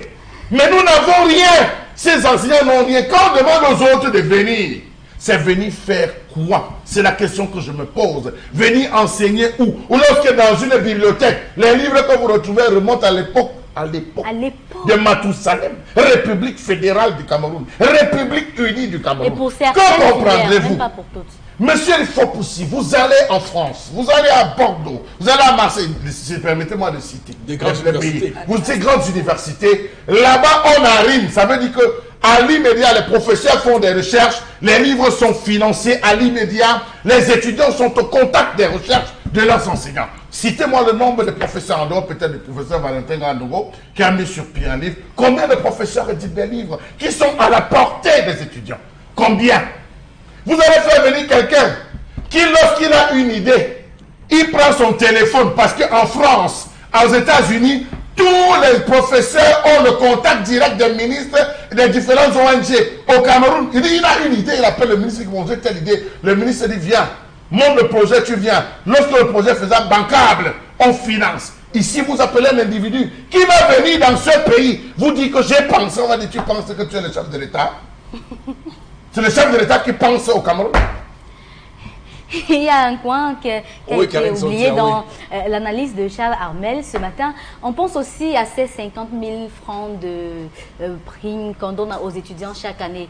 Vous allez voir qu'à chaque fois qu'on le fait, il y a des moments où, l'année dernière, c'était tout un brouhaha que ça a créé à un moment donné. On a dû appeler les médias pour qu'ils viennent prendre des images, comment les étudiants étaient obligés de gréver pour pouvoir entrer en possession de 50 000 francs qui sont un dû normal et naturel offert par le chef de l'État. Maintenant, on a bien envie de se demander, est-ce que tout ce qui est fait à l'université, c'est pour les étudiants ou c'est pour ceux qui gouvernent? Parce que l'université est censée créer le savoir et pas tuer le savoir. On a l'impression qu'au fil du temps, le savoir meurt. Et meurt pourquoi? Parce que les étudiants sont obligés d'abandonner les cours et partir chercher de l'argent. Vous voyez un étudiant qui est à la fois moto-taximan, et qui peut aller en cours en fonction de ses heures de libre, les heures où il n'a pas de clients, il va en cours. Alors, dans quel système est-ce qu'on veut évoluer? Un système qui laisse tout le monde dans la débrouillardise, même celui qui est censé être dans une salle de cours.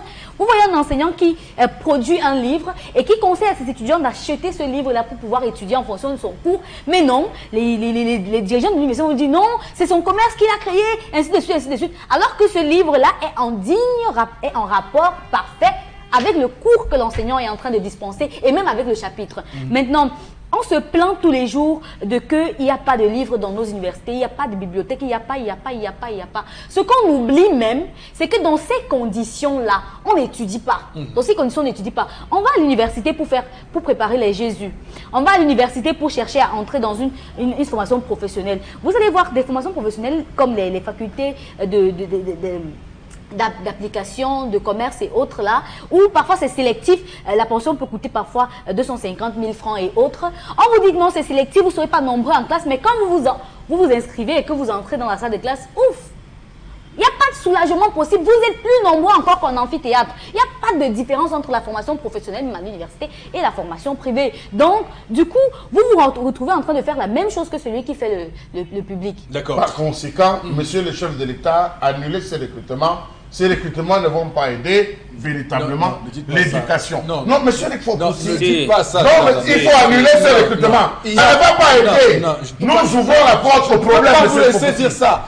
Il y a de nombreux Camerounais qui exercent depuis des années dans nos universités, qui donnent des cours sans être intégrés. C'est l'occasion pour eux de passer également de passer est-ce que c'est un décret qui devrait le faire à une régularisation. C'est un décret parce que le Cameroun, on vous l'a dit, le chef de l'État est le début et la fin de tout. Ça veut dire que normalement les universités qui ont l'autonomie devraient elles-mêmes savoir quels sont leurs besoins et faire des recrutements. Mais sauf que ces doctorants qui se plaignent depuis des années se sont plaints. Ils sont allés à l'université, ils sont allés au ministère. Monsieur Rico Poussi, nous avons décrié ici l'assurance que les étudiants payent, qui est de 5 000 francs CFA. Chaque année, les étudiants doivent débourser 5 000 francs. Fois 4 500, 7 000 étudiants, ça fait combien? Cet argent est versé où? Qui gère cet argent, monsieur? C'est donc pourquoi il faut questionner la gouvernance universitaire. C'est là où le recteur, parce que, souvenez-vous, pendant la semaine où le CINES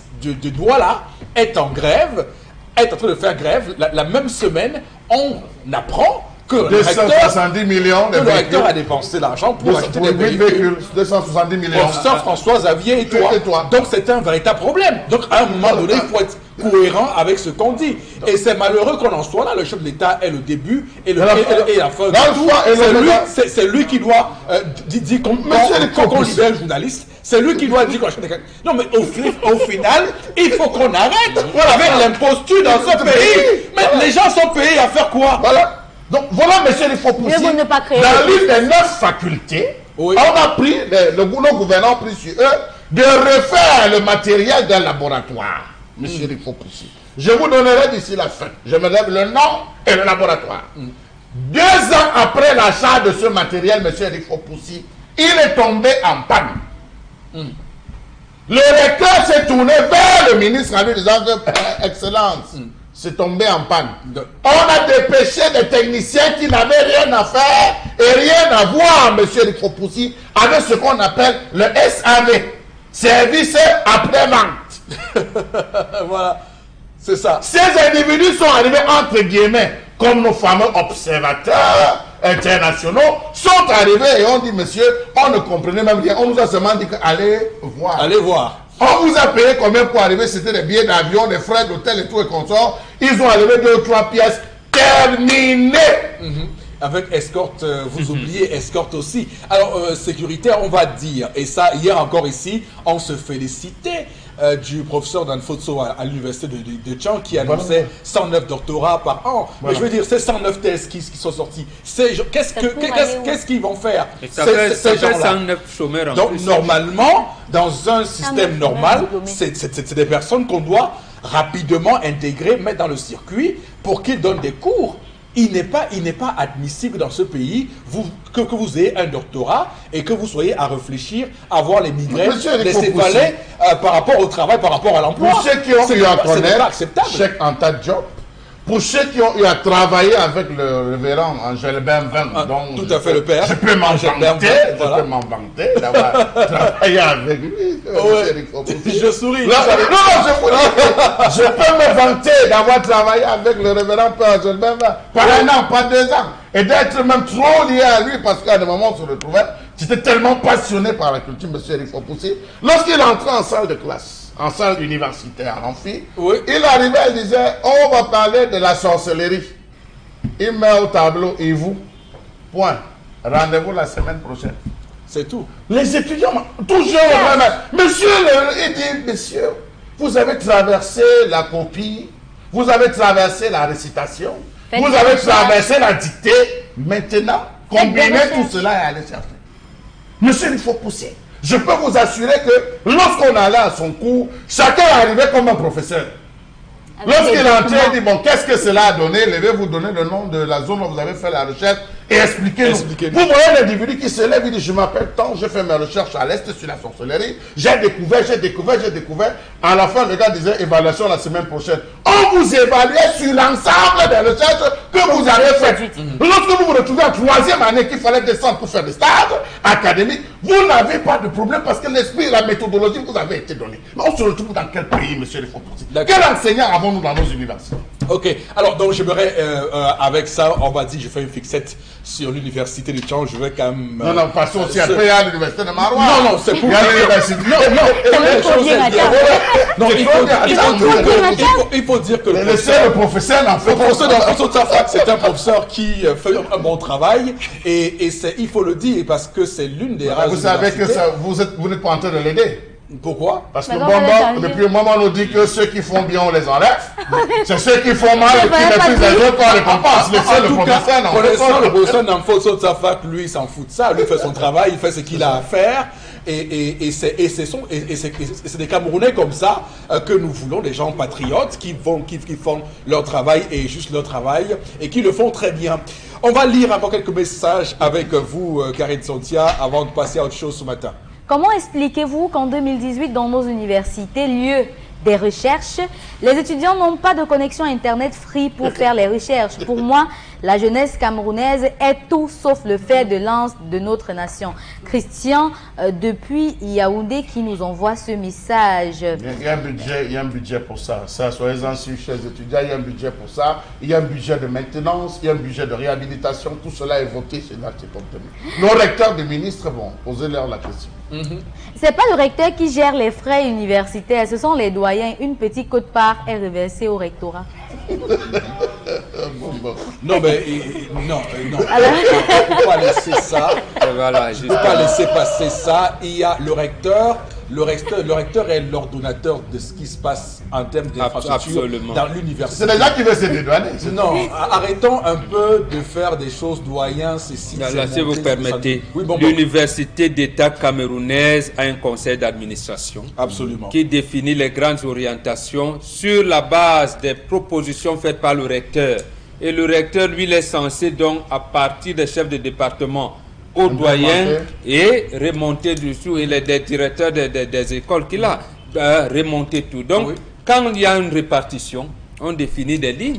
En principe, il affecte cet argent aux différents facultés, doyens et tout. Et je vois des universités en France, en l'occurrence, où j'ai bien compris ce qui se passe là-bas.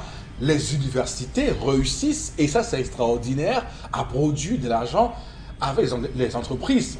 Des consultations, des expertises, des étudiants de l'université. Oui, qui parviennent à faire en sorte que l'université puisse engranger de l'argent. On pourrait imaginer ce type de financement au Cameroun et permettre à l'université de se mouvoir, de se déployer facilement. Même les bourses universitaires au Cameroun, on n'a pas, justement, vous avez raison, parce qu'on n'a pas associé l'enseignant dans ce processus. C'est la même chose qui a été faite comme on dénonçait hier. Les enseignants veulent prendre le CPR et donner une orientation, je parle des enseignants du secondaire et du primaire, pour d'abord maîtriser le livre, le contenu du livre et la distribution de ce livre. Non, il en a été de même. Si au moins les maîtrises, vous appelez ça master aujourd'hui, les maîtrises, les DEA et les thèses de doctorat, quand un étudiant finit d'exposer, on lui dit, voilà, voué à la publication. Donc l'université se charge de la publication de votre travail sous forme de livres. Tout à fait. Et l'université engrange donc des recherches. Il y a l'autre recherche qu'on appelle les recherches fondamentales. Vous cherchez, vous n'êtes même pas obligé de trouver. Voilà. Mais on vous paye. Voilà. On vous paye par exemple. Maintenant, voilà, les autres recherches. On vous dit, la ville de Douala. Les recherches financières. Ou Yaoundé. Que fait-on pour urbaniser les villes aujourd'hui? Les anthropologues, les sociologues, les urbanistes, les géographes qui sortent de ces universités-là, bien, vous dit, ils font ces études et l'université... On les a embrouillés avec un ministère dont je me demande encore quel est son rôle. La recherche scientifique, l'innovation. Je ne sais pas à quel niveau on se situe avec ce ministère. Je vous ramène sur un autre détail, M. Foposi. Et on termine par le Cameroun a formé environ 17 000 instituteurs dans les ENIEJ et dans les ENIET. 17 000. Le chef de l'État lance lui encore un recrutement de 1000. Ce dossier reçu en main, 17 000. Ok, Eric, d'accord. le Léniac là, Léniette, Maître d'école. Maître d'école. Attends, vous avez dit Léniac et quoi? Léniac, ça c'est là-bas, c'est l'école d'enseignement technique et l'école Dans les d'enseignement. CES. Ok, merci beaucoup. On va tout de suite avec vous, Karine Sontia, nous retrouver en plein cœur de la revue des réseaux sociaux. Alors, je viens d'ordonner un recrutement spécial de 2000 enseignants titulaires de doctorat, PhD, dans les universités d'État. Ajoutez, voilà, ça c'est la déclaration officielle que nous avons trouvée sur la page Facebook du président de la République. Et puis, ajoutez à cela, il y a 4000 enseignants qui ont été annoncés quelques années plus tôt et qui jusqu'ici n'ont pas été intégrés. Alors, les internautes s'interrogent sur les autres fractions de l'enseignement qui ne sont pas comprises dans cette intégration-là, les instituteurs, les enseignants du secondaire, ainsi que ceux de l'ENIEJ et de l'ENIET qui ne sont pas intéressés ne sont pas intégrés dans ce recrutement. Il y en a aussi certains qui s'interrogent sur le contenu à dispenser.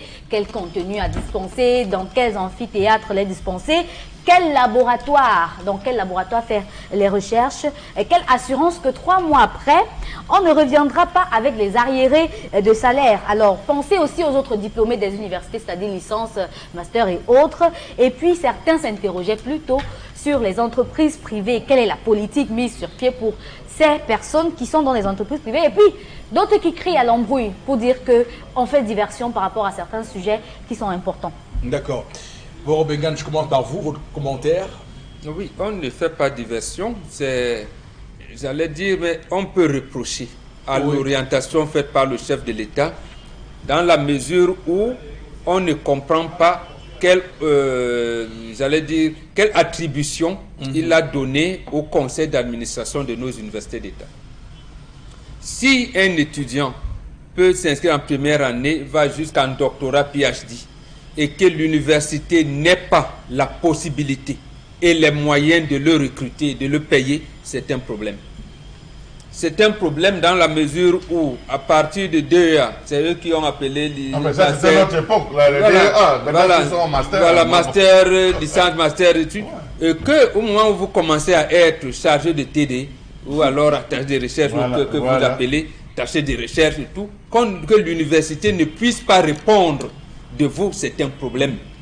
C'est un problème. Nous ne devrons plus être au niveau des décrets pour recruter les enseignants à l'université. Donc là, on a fait fausse route. Ok. Charles Amel, votre commentaire? J'ai juste une question. Oui. Où était le ministre de l'Enseignement supérieur au moment de la rédaction de ce... C'est quand même un professeur. Peut-être ça a été fait sur proposition du ministère de l'Enseignement supérieur. Où était le premier ministre? Je suis juste là, je suis en train de le suivre. Oui, c'est ça.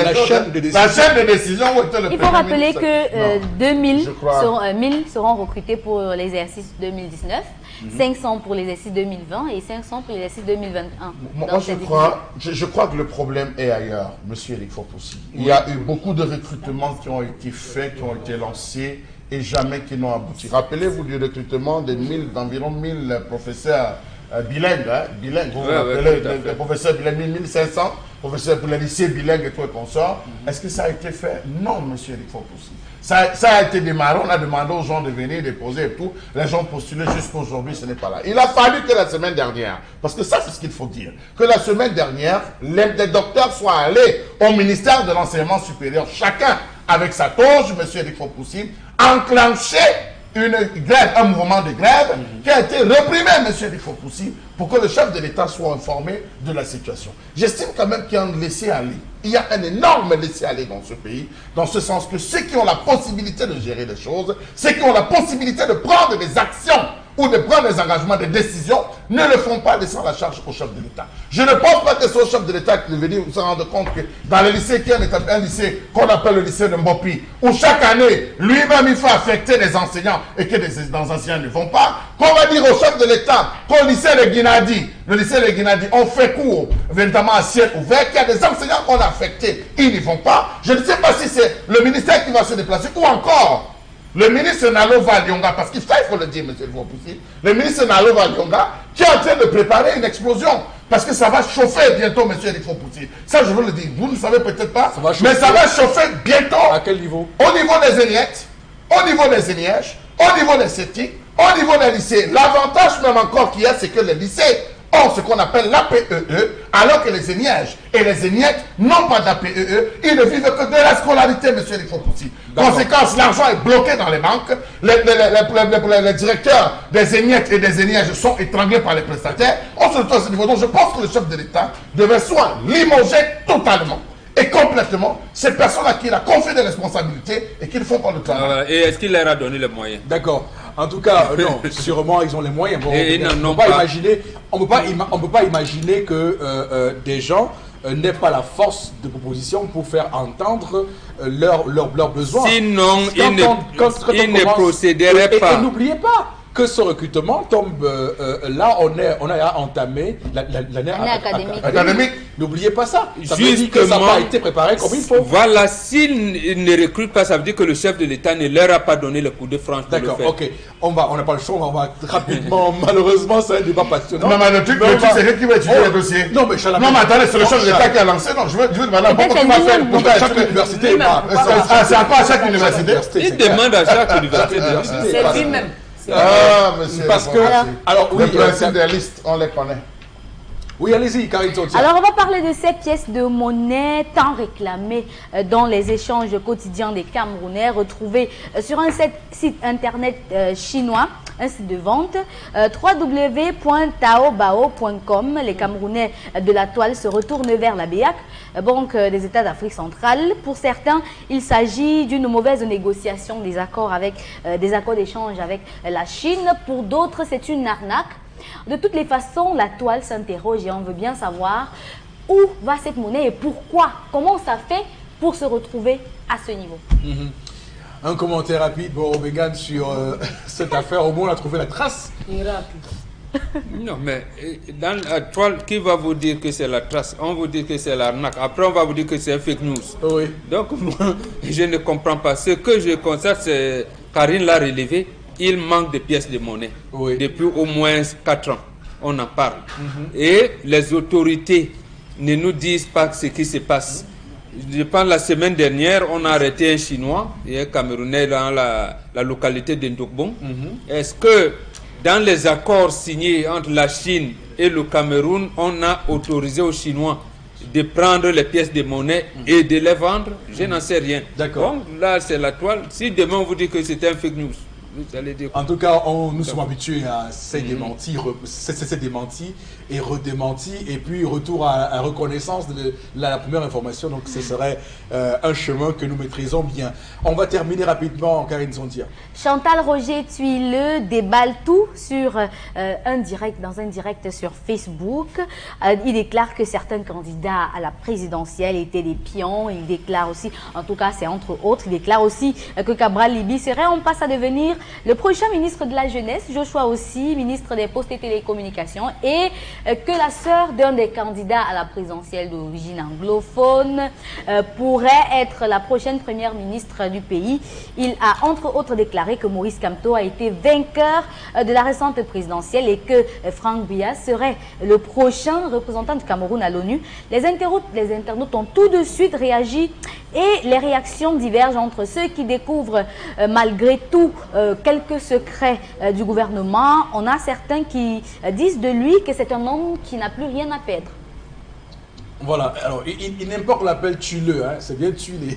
Il n'aime pas qu'on l'appelle tuileux parce que ça a une consonance qu'il a plusieurs fois renié. Alors, cher Lamel, un homme qui n'a plus rien à perdre, mais je serais tenté de dire un homme dont la parole est plus crédible. Monsieur Lefoboussi, vous me voyez prendre cette attitude pour la simple raison que je suis un peu déçu. Je suis un peu déçu parce que lorsque vous suivez l'ensemble de son post, son direct avec un autre journaliste, force est de constater qu'il a répété pendant près de 20 fois « Je ne suis pas Bamileke, je ne suis pas Bafang, mon père de Maka, ma père Maka, ma mère Maka, je ne suis pas Bafang. » Non, je reviens dessus parce que je reviens dessus, monsieur Eric Fopoussi. Être bas-fond, c'est pas un péché.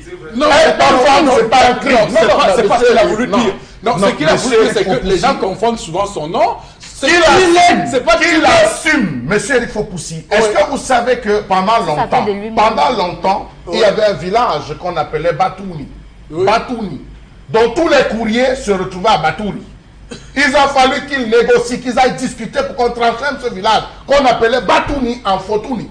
Ça, vous ne le savez pas, monsieur Fopoussi. On est parti de Batouni à Fotouni. Il y en a plein qui payent comme ça. Il y a des gens dont les consonances des noms renvoient à autre chose que ce que ça doit faire. Qu'il arrête ça, monsieur Fopoussi. Parce que ça continue à envenimer. La deuxième chose, qu'il nous rappelle que pendant des années, il a travaillé pour Paul Biya. Il recevait 100 000 francs. Il a fait ceci. Nous, on peut comprendre, monsieur Fopoussi. Et que il aurait dû faire la synthèse. La franc-maçonnerie a fait quoi, voilà. Il aurait dû faire la synthèse. Nous dit qu'on a enlevé ses enfants. Que ses enfants étaient enlevés, ils sont partis en Hollande, donc je ne sais pas, on a amené des enfants. Oui. Les enfants sont allés, ils sont rentrés tout boueux. Qu'ils nous disent que le neveu du chef de l'État l'en veuille, comme il a dit pendant tout ce... On aurait compris que le neveu du chef de l'État. Et que dans quelques semaines, il sera à Konengi. Voilà, et que dans quelques semaines où il a son procès qui devait passer, oui. Il aurait fait la synthèse qu'on aurait compris. Mais c'est allé un peu dans tous les sens. Il a voulu faire passer. Moi, je retiens que le fin mot, ça nous dit qu'il n'est pas bas-fond. Et les bas-fonds ont quoi dans ce pays? Après Baham, c'est maintenant les bas-fonds qu'on va mettre devant. Qu'on arrête un peu cette histoire, monsieur Eric Fopoussi. Qu'on arrête un peu cette histoire. Voilà. Qu'on arrête un peu cette histoire. Je pense qu'il a posé le problème. Le problème fondamental est là. Il a donné, ça donne l'impression qu'il y a un acharnement sur sa personne, qui est Chantal Roger Tuilé. Oui. On peut comprendre qu'il y a un acharnement sur lui parce qu'il a sorti certains documents qui auraient affecté la famille. Bon, on peut le comprendre. Mais de là, étant le débat, est-ce que c'est la raison pour laquelle on le déteste? Merci, Charles Abel. Merci beaucoup, Karine Santia, pour cette revue des réseaux sociaux. On bascule tout de suite au plateau B où nous attend Constilamine. Nous parlons ce matin de l'Institut universitaire et stratégique de l'Estuaire, en abrégé INSAM. Et pour en parler, Constilamine, je vous l'ai dit, bonjour et bienvenue. Oui, bonjour Eric, bonjour à tous les téléspectateurs, bonjour à tous les parents, bonjour à tous les étudiants, oui. Bonjour à tous ceux-là qui sont à la recherche d'une école supérieure à fort potentiel d'emploi. Alors, ce matin, le concept Salaka a déposé ses valises, comme d'habitude, dans cette école supérieure qui a 24 ans d'expérience, 24 ans de succès. C'est bel et bien l'Institut universitaire et stratégique de l'Estuaire, en abrégé IUES INSAM. D'accord. Présentez-nous donc l'Institut universitaire et stratégique de l'Estuaire, Constilamine.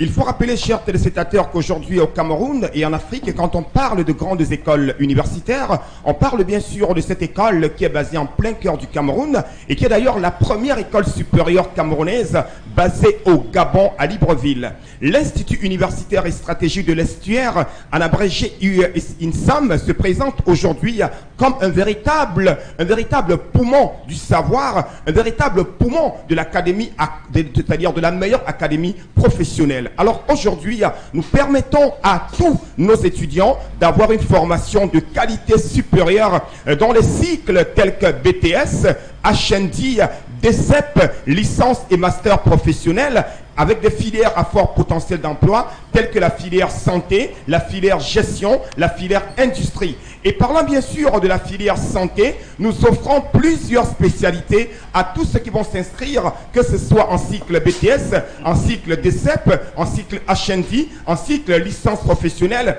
des spécialités à fort potentiel d'emploi, notamment la kinésithérapie, les techniques pharmaceutiques, les techniques de laboratoire, les soins infirmiers. Il y a donc plusieurs spécialités qui constituent cette filière, notamment la filière santé, où nous sommes d'ailleurs parmi les meilleurs au Cameroun et en Afrique. Parlant toujours de cette école supérieure, je rappelle qu'on a plusieurs campus au Cameroun, notamment 3 campus à Douala, 2 campus sur la route de Ndokoti à l'entrée du collège Bénédicte, un campus du côté bien sûr de Yassa, un campus à Yaoundé et 3 campus du côté bien sûr de Bafoussam. Pour nos téléspectateurs du côté du Gabon, vous allez retrouver cette école supérieure en plein cœur de Libreville. Voilà donc une légère présentation de cette école supérieure aujourd'hui qui offre non seulement une formation de qualité à ses étudiants, mais également qui facilite l'intégration socio-professionnelle à tous les étudiants inscrits du côté bien sûr de l'Institut universitaire militaire et stratégique de l'estuaire. Alors pourquoi s'inscrire à l'IUES INSAM?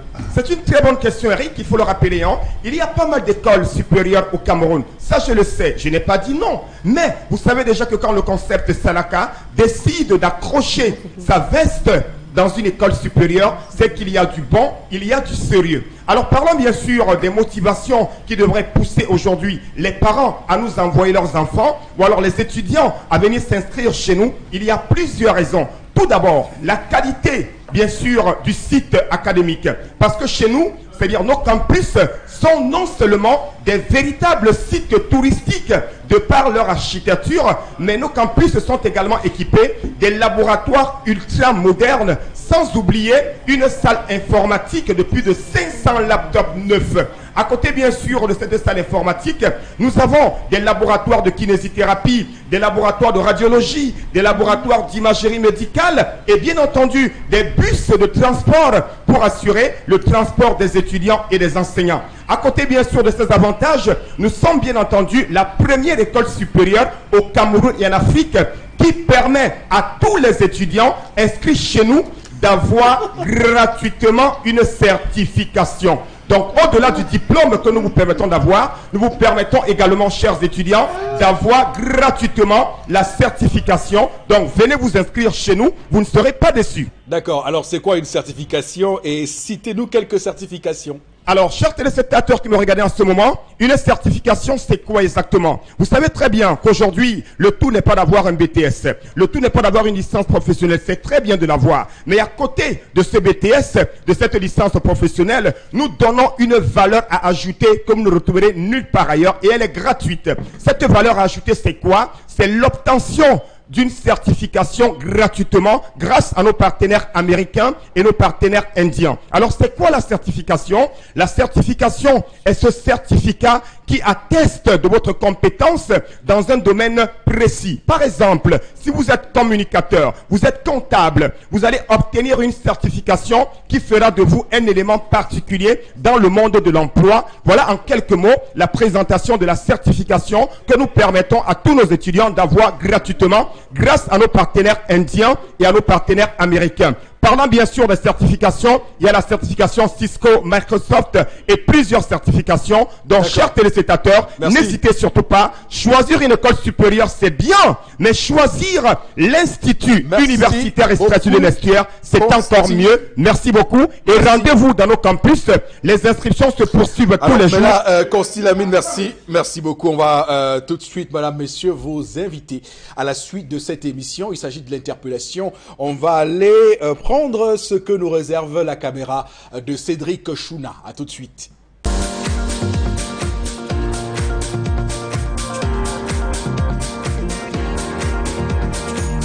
Et pour le développement de ces pays, j'aurais souhaité que le gouvernement en question vienne en aide auprès des commerçants camerounais. Et pour le moment, les choses ne font qu'aller mal en pire au niveau du commerce. Par exemple, les loyers des boutiques sont plus élevés. Par exemple, ceux du marché Monkam, en Dokochi, les boutiques sont plus tellement élevées. On aimerait que le gouvernement aussi fasse quelque chose, qu'on puisse baisser le loyer. Interpellation de ce matin avec les commerçants qui envoient ce cri de détresse à l'intention de nos autorités au Cameroun. Bon, Bengan, votre commentaire et après Charles Abel va également dire un mot là-dessus. Non, c'est une doléance, je dirais, recevable. Sur le fond et sur la forme. Et traitable. Voilà. Non, c'est sérieux, oui. Ce qu'il pose comme problème. Ça renvoie à deux orientations principales. La première orientation, c'est l'État du Cameroun s'est engagé à faire la décentralisation qui amène les collectivités territoriales décentralisées à s'occuper des espaces marchands. Maintenant, les espaces marchands, est-ce les mairies, est-ce les communautés urbaines, parce qu'il a pris le cas de Douala, qui s'occupe des espaces marchands, une chose. Et l'autre orientation était partenariat public-privé. Qui négocie ces partenariats public-privés? C'est l'État central, ce sont les collectivités. On s'est retrouvé quand même à un niveau où la communauté urbaine de Douala qui veut construire des marchés, je ne sais pas moi, Congo et tout, les prix étaient exorbitants. le partenariat public-privé est testé avec le marché d'Indopassi, les commerçants se plaignent. Apparemment, en Ndokoti où il parle, c'est uniquement privé. D'accord. Bon, mais quand c'est privé, là, on peut penser que le gars pense au retour à l'investissement. Mais il faudrait quand même qu'en toute chose, que l'État intervienne pour un peu réguler. Pour faire entendre raison à ces concessionnaires, ces régisseurs de marché. Ça veut donc dire que le prix du ciment, le prix du matériel de construction doit être subventionné. Mais toute chose que le FMI interdit. Voilà. Parce que là-bas aussi, c'est les entreprises privées qui font le ciment, qui font dans la ferraille, qui font dans le gravier, d'ailleurs, tout récemment, tout récemment, on a vu le cri de cœur des Chalamel, on a vu le cri de cœur des sauveteurs qui étaient déguerpis par les autorités administratives et qui avaient à l'époque soumis quelques doléances et estimaient que les places au marché central de Douala était hors de prix, près de 7 millions de locations, 10 millions, 15 millions. C'était extrêmement lourd pour ces personnes-là. C'est pour dire que c'est une vraie question pour ces commerçants camerounais qui n'ont plus où se donner la tête. Monsieur Eric Fopoussi, l'affaire des boutiques de marché est comme les maisons de la SIC. Je ne sais pas si vous voyez la relation. Elles sont comme les maisons de la SIC. Oui. La sous-traitance de la sous-traitance de la sous-traitance de la sous-traitance de la sous-traitance.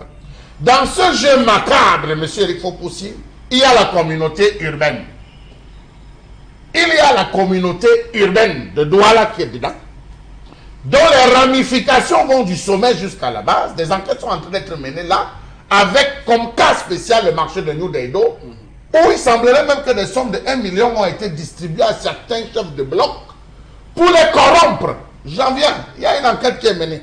Après la communauté urbaine de Douala, nous avons les mairies où chaque maire a des boutiques. Des maires ont des boutiques qu'ils sous-louent.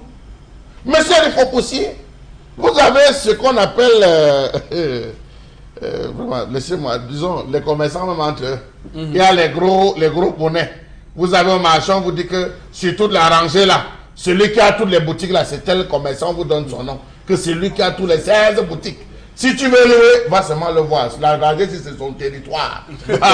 D'accord. Va le voir. Nous avons les régisseurs, je n'ai pas fini. Les régisseurs. Terminé par là, je vous en prie. Non, je finis avec les derniers. Et les coordonnateurs de marché, ce qu'on appelle président de marché, coordonnateur de marché. D'accord. Donc c'est une mafia sicilienne, monsieur Eric Fopoussi, qui enlève même les têtes des gens, vivants comme morts. Ça peut enlever votre tête, la mafia des boutiques.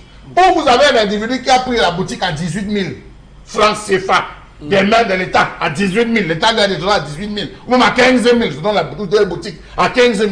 Le gars prend et vous vous retrouvez au final, la boutique coûte 7 millions.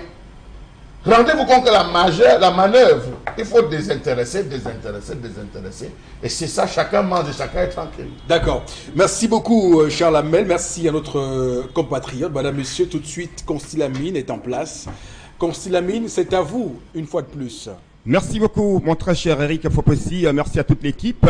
Alors, le concept Salaka s'installe encore à l'instant. Cette fois-ci, pas pour parler de cette grande école, mais pour parler d'une grande poêle. Oh là là là là là là là là. La poêle Red Copper. Qui n'aimerait pas l'avoir à la maison? C'est la seule poêle dans le monde entier, je pèse mes mots, qui vous permet de faire frire pratiquement un carton de poisson en utilisant juste un peu d'huile. Oui, je dis bien, cette poêle vous permet de faire frire pratiquement un carton de poisson, que ce soit le maquereau, que ce soit les sols, les barres, en utilisant juste un peu d'huile, parce qu'elle est d'origine, elle est solide, elle est de qualité supérieure.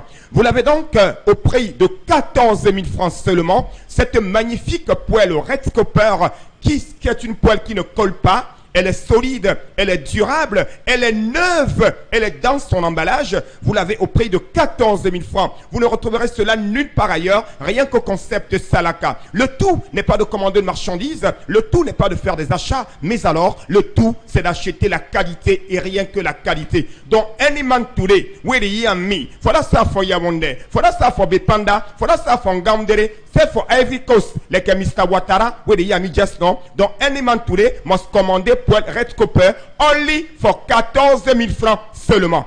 À côté, bien sûr, de la poêlée de copper, on a également cet élément de cuisine qui vient pallier à tous les problèmes de brûlure à la cuisine, qui vient pallier à tout ce qu'il y a comme, bien sûr, lenteur à la cuisine, parce que votre paire de gants, elle est solide, elle est durable, elle est faite à base de silicone. Vous l'avez à 5000 francs, la paire de gants, toujours au magasin 1001 tapis. Ce sont des gants de cuisine. Soyez moderne, soyez relax, soyez cool dans votre cuisine. Optez pour la qualité, optez pour les gants, super gants. Alors ceux qui ont besoin de l'ensemble de ces deux éléments de cuisine, vous débourserez la somme de 16 500 francs seulement, à savoir la poêlée de copper et votre paire de gants. Je rappelle que le concept Salaka ne dépend pas, mais nous remplaçons, parce que nous vendons la qualité et rien que la qualité, et nous vendons uniquement à la radio et télévision Equinox.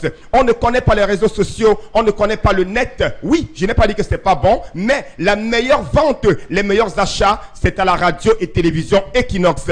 Et c'est l'occasion pour moi de dire un grand merci, avec bien sûr toute la joie dans mon cœur, à cette grande dame qui est non seulement partenaire du concept Salaka, mais également une très grande cliente du concept Salaka. Et elle est devenue depuis quelques jours l'ambassadrice du concept Salaka. C'est l'occasion de dire merci et bonjour à Madame Fidelity Nyensi du côté bien sûr de Yaoundé. Merci à vous, Madame Fidelity Nyensi, et merci de faire confiance au concept Salaka. Grâce à vous, le concept Salaka ira très loin du côté bien sûr de Yaoundé. Thank you plenty, Maman Nyensi. Voilà ça pour Yaoundé. Thank you, God. On va vous garder Consilamine hein, pour le Vombio Oméga 3 encore ce matin, puisque vous avez de très très bonnes nouvelles pour nos téléspectateurs.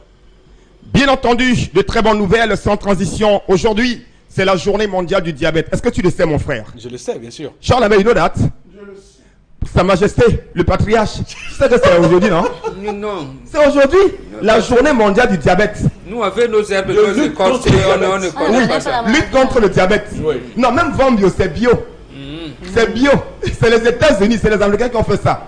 Et pour arroser cette journée mondiale du diabète, alors, chers téléspectateurs, le concept Salaka offre une réduction de 500 francs sur l'achat de votre Vombio Oméga 3. Je dis bien, tous ceux qui vont commander aujourd'hui et demain vont recevoir une réduction de 500 francs sur l'achat de votre Vombio Oméga 3. Oui, que ce soit le Vombio Oméga 3, que ce soit la lotion, je vous donne une réduction de 500 francs. Vous allez payer 4500 francs. On fera votre facture à 5000 et les autres 500 francs seront supportés par le concept Salaka et tous ses partenaires. Et quand je parle bien sûr de partenaires du concept Salaka, je pense à cette grande dame qui nous fait d'énormes achats, Madame Nyensi Fidelity, du côté bien sûr de Yaoundé. Alors n'hésitez surtout pas, profitez de cette grande journée mondiale contre le diabète pour acheter autant de Vombio. Je rappelle que c'est 5000 pour une boîte de 30 gélules, mais uniquement pour aujourd'hui et demain. Dès que vous appelez à nos numéros de téléphone qui s'affichent au bas de l'écran,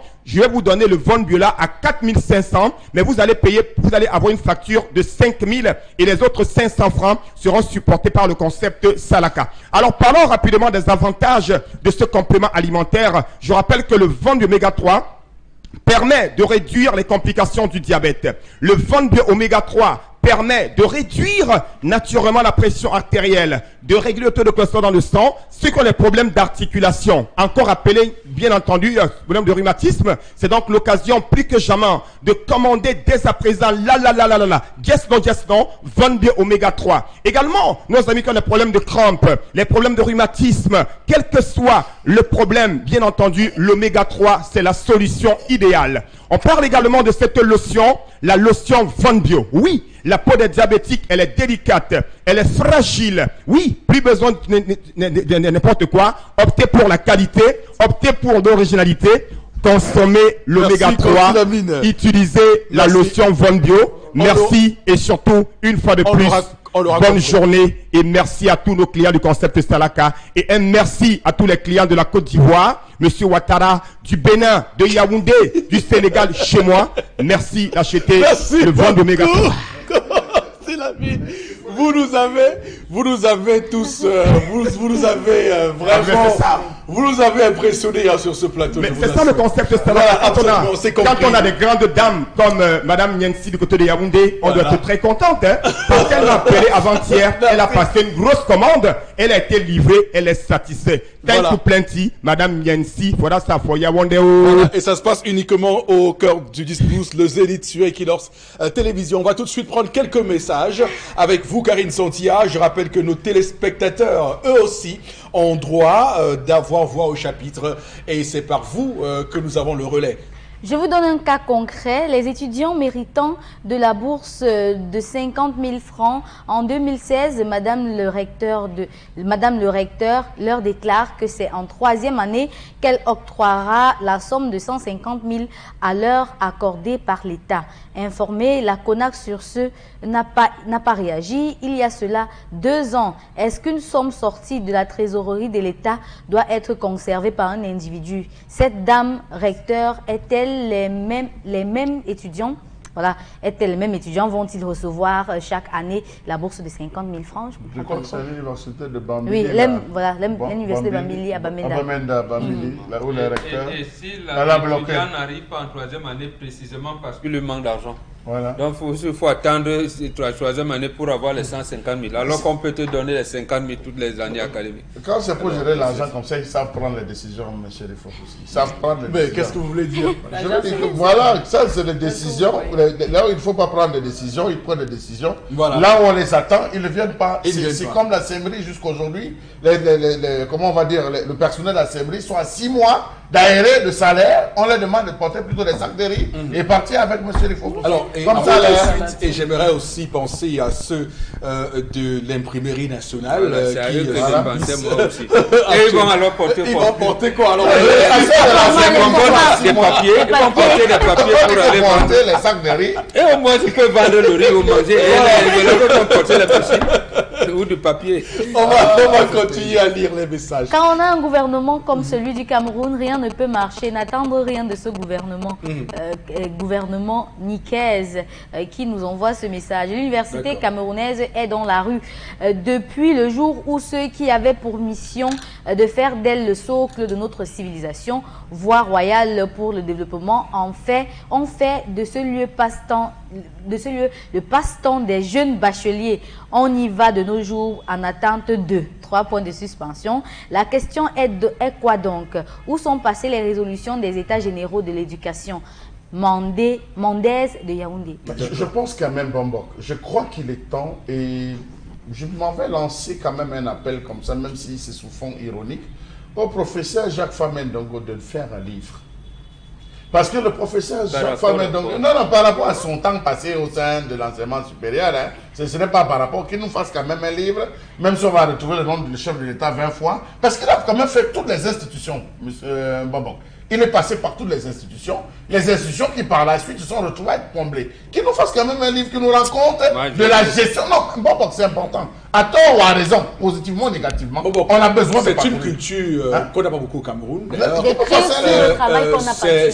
comprend pas comment c'est malheureusement quand ils sont envoyés à Kondengi qu'il se trouve un talent de repentance. Peut-être que c'est mieux, parce que même l'ancien président sud-africain, Jacob Zuma, a appris l'anglais en prison. Mais femme, ne lui demandez pas ça, pardon Charles Lamel. Il a fait sa thèse de doctorat intitulée L'esthétique romanesque chez Mongo Betty. Il n'a même pas osé donner un exemplaire à Mongo Betty, ni l'invité d'aujourd'hui. Donc, et j'ai quelqu'un qui vous dit, je suis la créature de Paul Biya, vous voulez qu'il écrive? Non, soyons sérieux. Je rappelle quand même qu'on voit dans un pays comme la France des anciens chefs d'État, des anciens ministres qui écrivent d'ailleurs. Voilà, les Bruno Bekolo, les Ngandongo, il y a des gens qui peuvent écrire, les Boyo Massala, les Boyo Massala, demandez-leur d'écrire des livres. Ou même l'actuel ministre des petites et moyennes entreprises, qui est encore chef de département physiologie, voilà, qui écrit. Moi, je veux plutôt les livres des anciens commissaires de police et des anciens colonels, et les généraux qui vont en retraite. C'est pour cette raison, donc, le chef de l'État, je plaide pour qu'il ait nommé ambassadeur. Pour le moment, il n'y a eu que 2 commissaires de police qui ont été nommés ambassadeurs. Paul Pondi et l'actuel délégué à la sûreté qui était ambassadeur, je pense en Espagne.